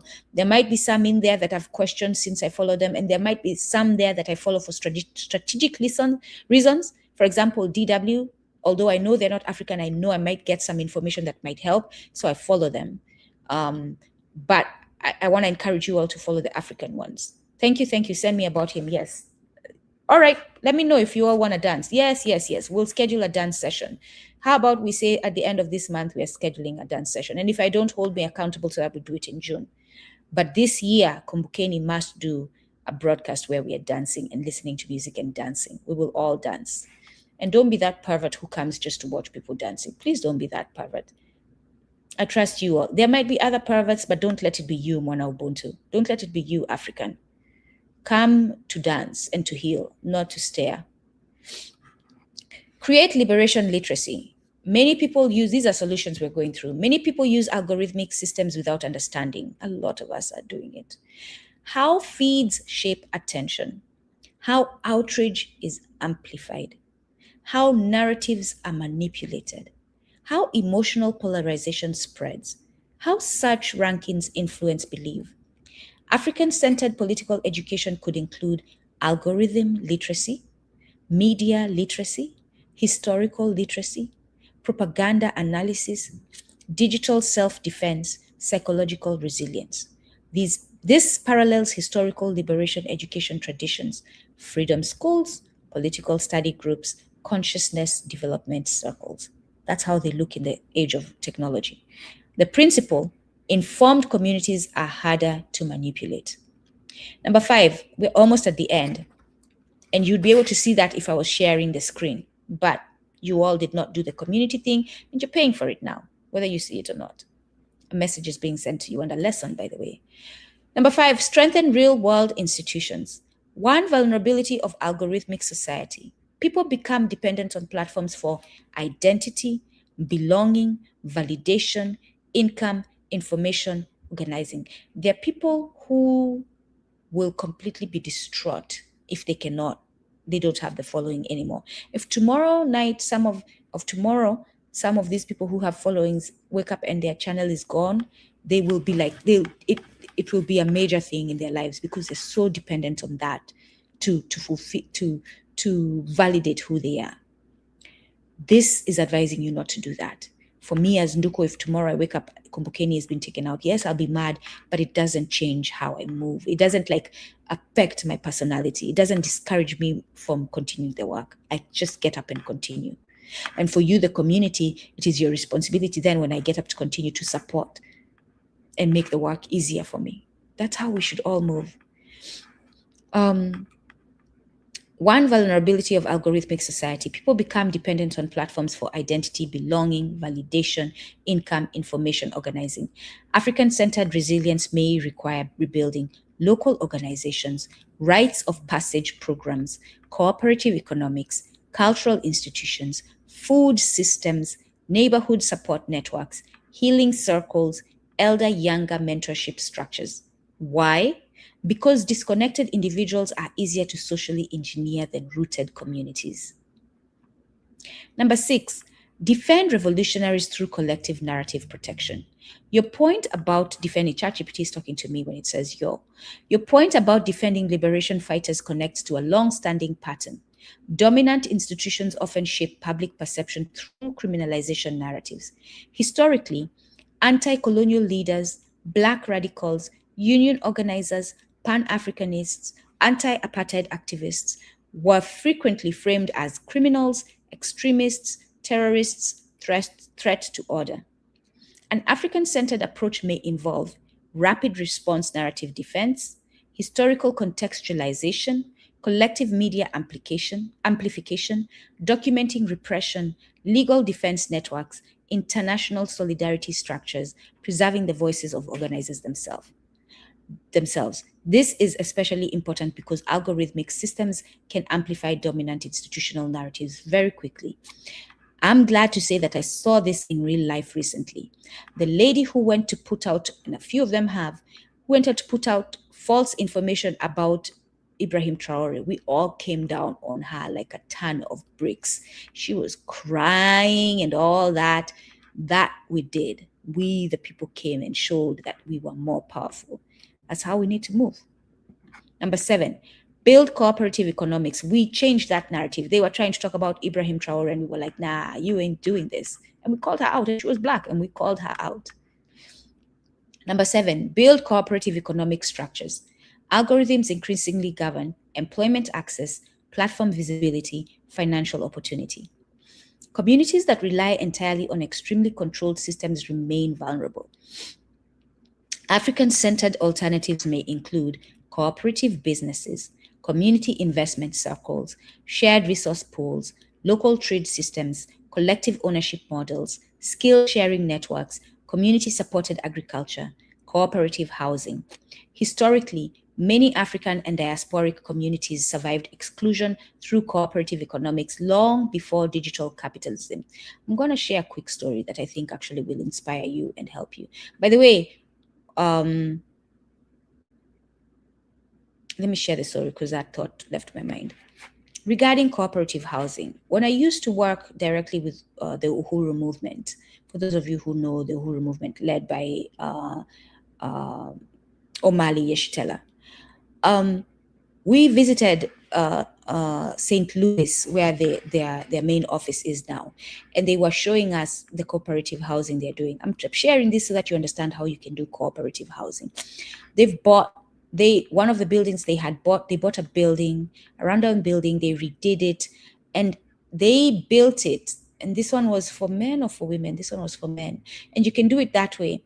But former imprisoned Black people, they built it for them, and it has different rooms to be occupied by different people. It is built in the way they rebuilt the house was so that it had private rooms, but community spaces and the kitchen and all that designed for them to stay in a community cooperative housing system. But they have a place when they leave prison they can come to. It has books. It is intentionally designed in an African way. Literally, they had tables, wall hangings. Like, it was so intentional, I'm telling you. It was so intentional and well done. So that's how you can do that. Number 8, preserve cultural and spiritual grounding. One often overlooked aspect of algorithmic systems. They constantly compete for attention, identity, emotional energy, self-definition. African-centered approaches often emphasize ancestral continuity, spiritual grounding, communal identity, sacredness of human life, relationship to land, moral responsibility to future generations. That's literally Ubuntu in a nutshell. These can function as stabilizing forces against hyper-individualism, consumer identity, algorithmically driven insecurity, cultural fragmentation. Number 9, prioritize intergenerational transmission. Algorithms reward novelty and speed. Pun intended. Liberation movements require memory. African-centered resilience may involve intentional preservation of oral histories, organizing traditions, liberation philosophy, indigenous knowledge systems, elder wisdom, movement lessons, because communities without historical continuity are easier to manipulate repeatedly. You ask me why we must learn our history? That's why. Number 10, use technology without being dependent on it. A balanced African-centered strategy may not reject technology entirely.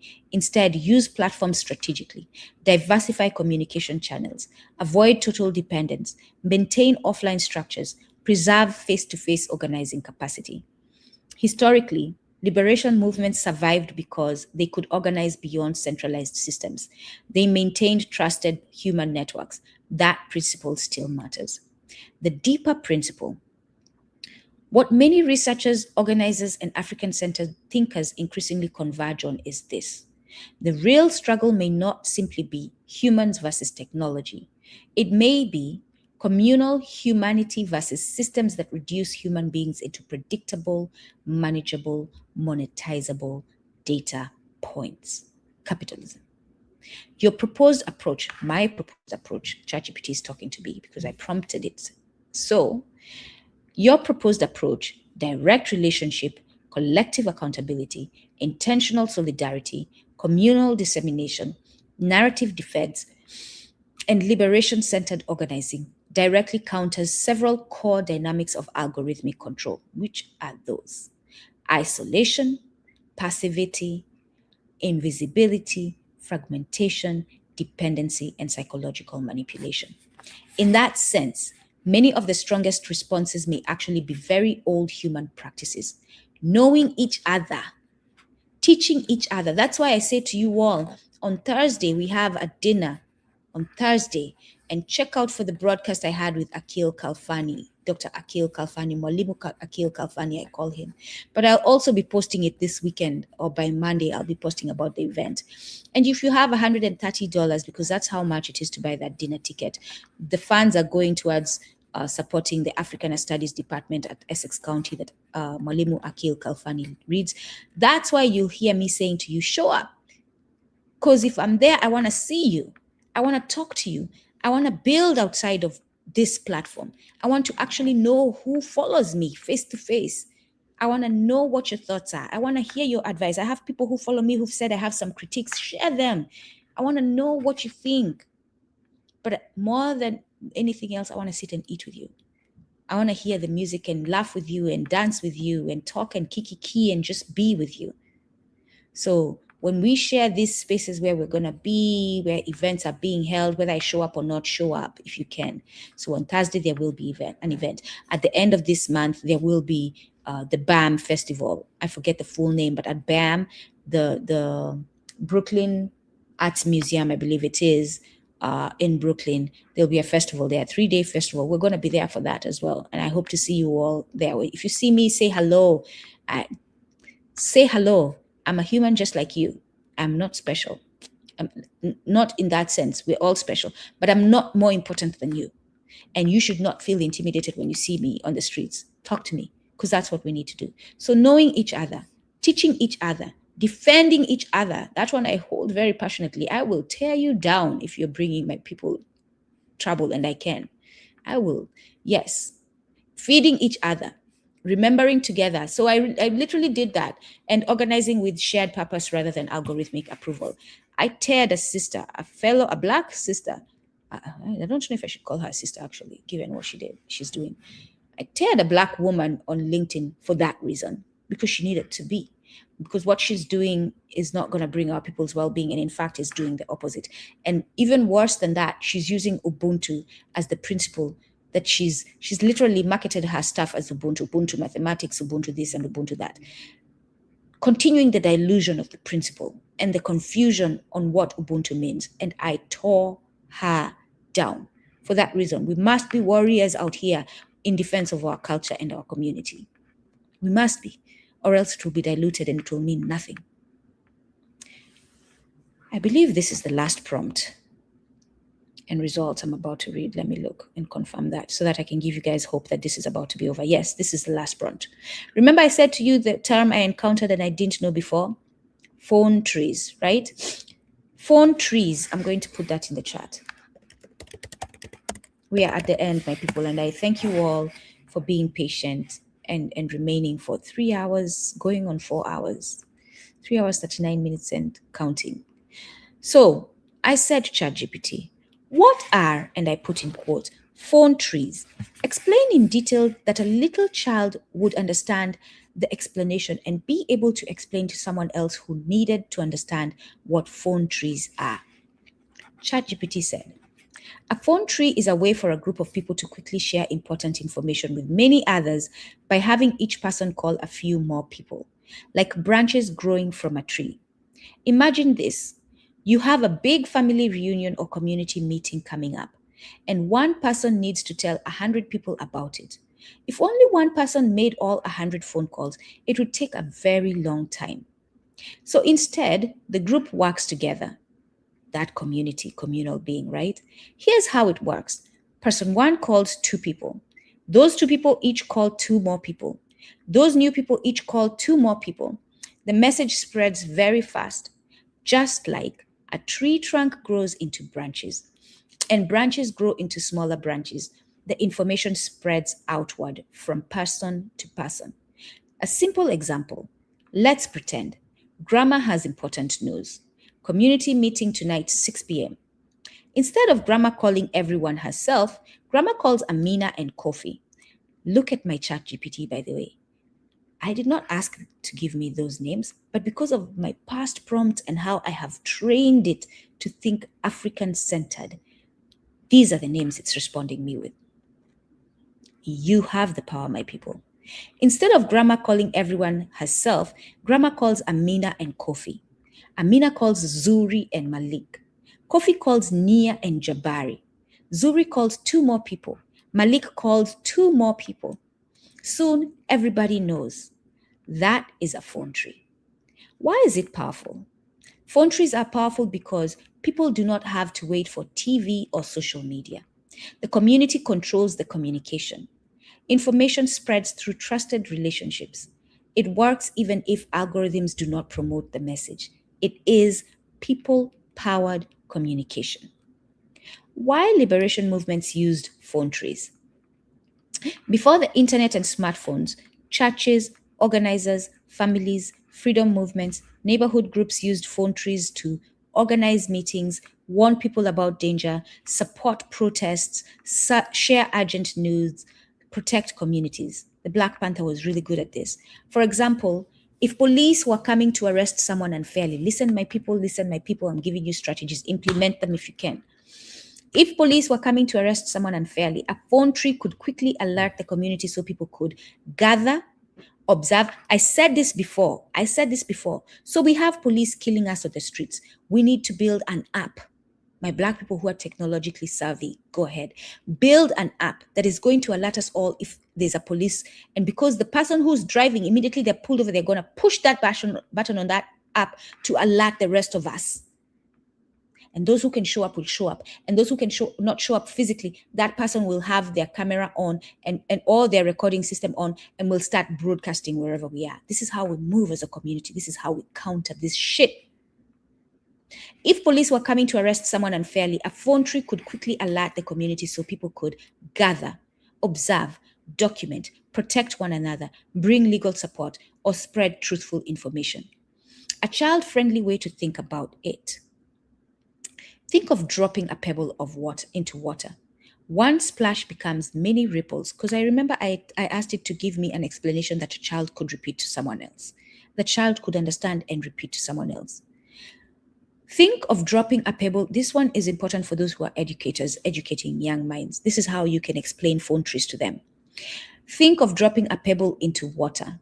One splash becomes many ripples. A phone tree works the same way. One person tells a few people, those people tell a few more, and the message keeps spreading. Modern versions of phone trees, and we pay attention here because we're using modern tools. Today, phone trees can also happen through text messages, WhatsApp groups, Signal groups, voice notes, email chains, community group chats, but the important part stays the same. Real people are responsible for making sure the message reaches others. The most important idea, a phone tree is not just about phones, it is really about community trust, shared responsibility, helping each other stay informed, and making sure no one is left alone or disconnected. It says, we do not wait for powerful systems to tell our story. We reach each other directly. My people, that's the end of the ChatGPT journey on artificial intelligence and algorithms. I thank you all for participating. The Imagine Alkebulan, thank you so much. No, I think this one was someone who donated to the Imagine Alkebulan. Or if it's you, Imagine Alkebulan, thank you. And thank you for donating to the Imagine Alkebulan. Asante sana. Thank you all for being here. Wait, let me look at the questions and the comments above if I needed to look at some.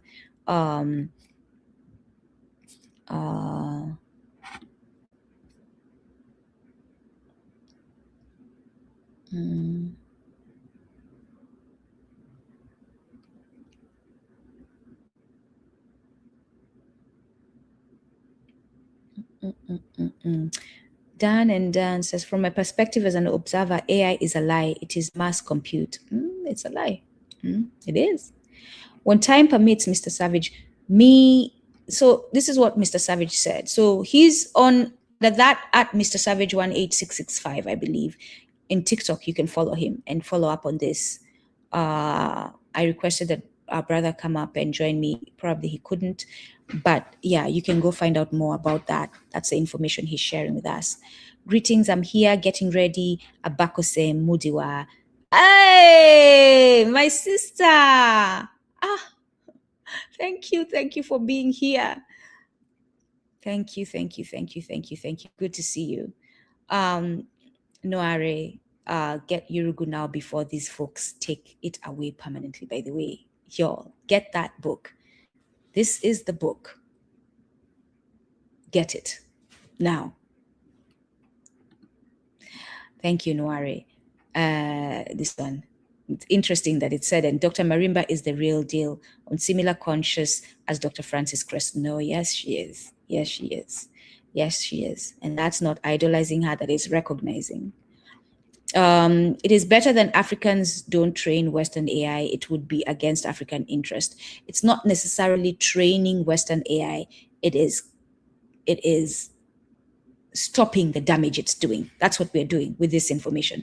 How you're going to move to stop the damage it's doing, because it's operating. Like I explained to you, whether you choose to be on it or not, it's doing the damage.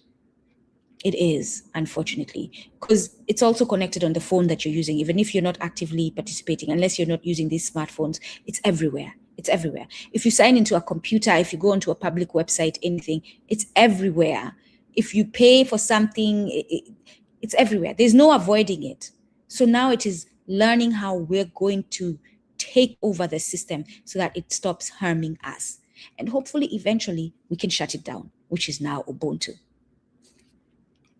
Africa should behold smaller scale models based on indigenous perspectives and logic. I am 100% supportive of that, to address specific subjects or tasks. 100%. I have actually gone further and said, if anything does not promote life, it promotes death. It must be abandoned. I don't care how shiny it looks, how nice it looks, how good it smells, how beautiful it is. It must be abandoned. We cannot do it. And those who work with me in community who are building know that I will reject a project immediately, no matter how much money it's going to make us, if I see any inclination of harm to our people. Dan and Nan again said, it was enabled because of how the nation handles colonized African people trafficked to the colony. I forget what that was in reference with, but I agree. Greetings, just got here, my sister. Yes, greetings to you as well. Peace. High false positive on these cases. Yeah, high false, like unbelievable. If you listen to the book, and then if you listen to if you read Medical Apartheid, if you read Condemnation of Blackness by Khalil Gibran Mohammed, all these books together. That was my semester. Like, we used to get in class and we were crying. Like, one of my classmates just cried one day. Like, we all were like, it's okay to cry, because that's how painful the stuff we're reading is. To witness the ma'afa on our people, the evidence of it is painful, but we must witness it so that we understand the seriousness of the moment and what must be done. And then I shared a few sources. There needs to be accountability when the algorithm harms someone. Yes, and that's what we need to fight for. Who oversees these things? Very little law overseas. They have free reign right now. What they input in the algorithms is what comes out. Absolutely. Racism in, racism out. Absolutely. Great work. Thank you. Asante sana. Thank you for letting us know how to move. Absolutely. And it's not even letting you, it is suggesting, it's presenting what I found, and then you decide. But yes, absolutely. And move, my people, now that you know. The last thing you typed is not populating in the chat. Oh, what did I type? The last thing I typed was proxy variables. That's what I typed last. So if it didn't populate, that's what it was. And algorithmic flaws. That was the last thing before your comment, my sister. 100% agree. Thank you. Asante. The premise informing colonizers' mass compute system is the Eurocentric hegemonic capitalist realism. Yes, this is capitalism showing up. because capitalism is about making profit. It doesn't care about human beings. And so they're not going to do the work to actually take away the racist history. They're going to just dump that racist history and build something to make profit. And she gives examples of much more reckless behavior in the book.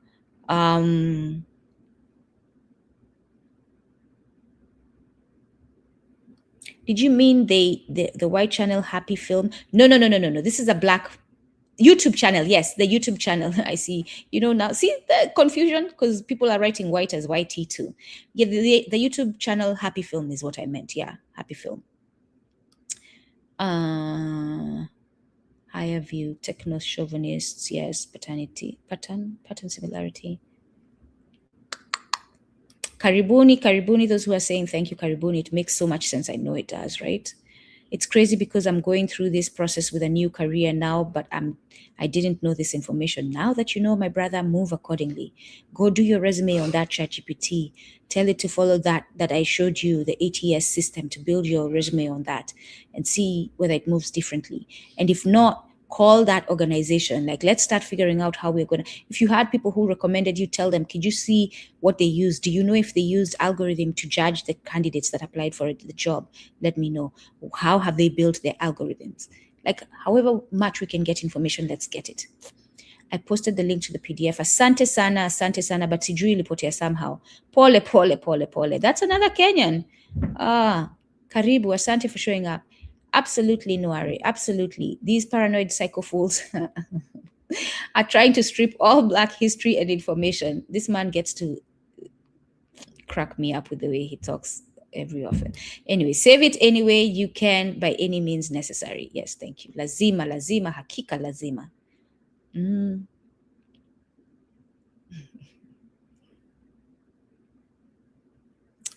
You are frozen. Thank you for letting me know. We unfrozen. We came back. This is a link you had posted. It froze for like a minute. No longer frozen. We heard you.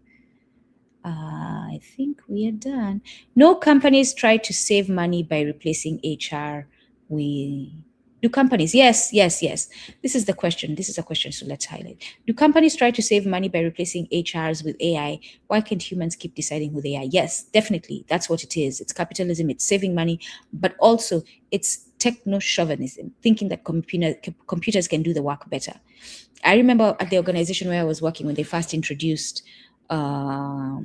translation software. And I was like, no, I don't care what you say. It's not more valuable. Why do I say? And I was literally, they would say all translators must put the information here so that it can be collected in this database. And I wouldn't. And I'd be penalized during performance review, and I didn't give two shits. I just didn't, because I knew better. I'm not going to be a part of the nonsense. It being what are Meredith's browser's thoughts on all of this. Asante for contributing. Well, Sam, thanks for the information. Karibu. Artificial. Oh, so that is the Imagine Alkeluan who's commenting. Thank you, my brother. Good to see you there. Self-education is very valuable. Thank you for this, Nduku. Karibu. Asante sana. Karibu. My pleasure, honestly. I couldn't wait. Like all week, I scheduled it earlier in the week. I was like, I need to tell my people this. I wanted to put the book down, and if I could call of you, would have had a call. Yo, guess what, y'all? What I found out. So this is the call with you all today. So my pleasure to provide the information. It has made it so much worse for sure. Yes, it has. Algorithmic literacy. I believe like the algorithm has become increasingly bad mind lately. You have no idea. Yes, they're doing some work in the UK. I think I posted, check out Kumbukeni's posts on YouTube, and everywhere else I am, check out. I posted the film that I'm referring you that Joy did that shows some examples of what they're doing in the UK, if you want to follow up with that. London is one of the most surveilled cities, like crazy stuff is happening there.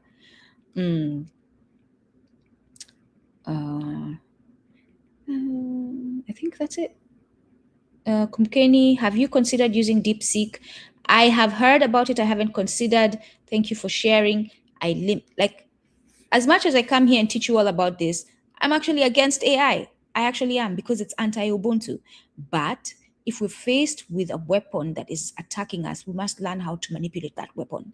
So as much as it is anti-Ubuntu to me to build nuclear weapons, I am actually one who's not supporting us building nuclear weapons. I think we should focus more on technology that counters nuclear weapons, that actually sabotages their technology, so that when they go to push that button, the thing does not even work, because we've already sabotaged the technology. That's where I think we should focus on. I think that's more Ubuntu-like. Santi Sana, it's all good. Yes, we have a long way to go, y'all. Y'all really, the ads always push me back a few minutes in the live. I'm sorry about that, but they do. Also, if you're on the continent or wherever you are, that does that too. I hate that. Yeah. So if you don't want to pay for, I hear you now. I just remembered what it is, because I'll be unhappy and the ads will come and I'll be, oh shit, I have to go back again. I'll miss that. And yes, I don't pay for YouTube. I refuse to. So I have to hear ads. And it's interesting because I'm also making money from YouTube. At least I hope to get to a point where I'm making money from YouTube. And therefore, you all, while you're watching Kumbukeni, will be seeing ads. And that is what is making me money, but it will be frustrating you all. So I apologize for that. But it is the system we are moving in now. We're going to take it down, though. We're going to take it down. We're going to take it down. I think it's good to see with you what we are hearing and what you're saying. I'm glad you find value in it. Technology that hinders SAT access is actually very revolutionary. Absolutely. Like, we have the power. We don't even understand how powerful we are if we actually move accordingly. Some revolutionary shit we can do with the limited resources we have as Black people, if we only work together and share our skills. All the apps we use, those companies sell to the data to other. Absolutely. That's why Don Lemon I saw his video, I almost laughed, like, if not for the frustration. I was like, Don Lemon, go sit back. It's either he doesn't know he's a part of it, or he doesn't care. I also like what Mordecai, and we definitely, did you share Mordecai's? Let me see. I'm gonna go find out what that video is, and I'll share it. I'll post it on Kumbukeni. Kibangu. Amen. Yes. Yes, we will plant trees. Some of those I commented on when we were on, so I won't. Samuel Kamitha. Yes, I'd love to get his information. Please share. I'm always dancing by myself. Yeah, me too. You all have no idea. If you see me sometimes when I'm getting my therapy, my self-induced, self-designed, self-structured therapy, you all would think I'm crazy. My kids, I'll be working with them. Mom, you're embarrassing us. It looks like you're doing this. I'm like, yo, let me be. Guessed my Kikuyu clans accurately based on the information I gave. It is crazy. Yeah. If you know, you know. That's called knowing your culture. I couldn't believe it. Yep. Many thanks. DAO, what you can't, but someone's still got to plant the fields and harvest the seeds. DAO, I don't know what DAO is. Oh, I'm going back to planting fields and harvesting seeds. I'm going to be in the soil. And I'll share on Kumbukeni that video from the sister in Uganda who's doing the same work. Oh, I cannot wait. I cannot. I get therapy from gardening, from farming. I get therapy. We grew up as children where I would be sent to my grandpa and my dad. Then we hated it because we were kids who wanted to play. He would assign us, go to the cow shelter and dig out all the poop from all the months of, because we'd go to school for 3 months and then we'd go to my grandma's for holidays. And that's when we did all this work. So this is poop that has been collecting for a few months. We'd collect it, it would be piled up in a pile, and then we'd carry it in bags to the garden. That's manure. We did all that work. I love that work. You have no idea. Send me money to buy more land and do this work. That is what I love. If you have money to spend, reach out to me. We're going to buy land and make sure we build it in communal ways and we do this gardening. I cannot wait. If you put me right now, take away all the things that are stopping me from going back right now and put me on that land, you will find me with my hands putting mud on my structure, putting up bamboo, planting. You all think I'm joking. Yes, my happiest moments is when I'm working with soil and doing work with my hands, whatever work that is. That empowers me so much to know that I can create with my hands. Yes. All right. So I thank you all. Appreciate you all. I need to go cook. I need to rest. This was a pleasure. pleasure and an honor to give this information to you all. Move wisely, my people. Kila laheri, siku njema.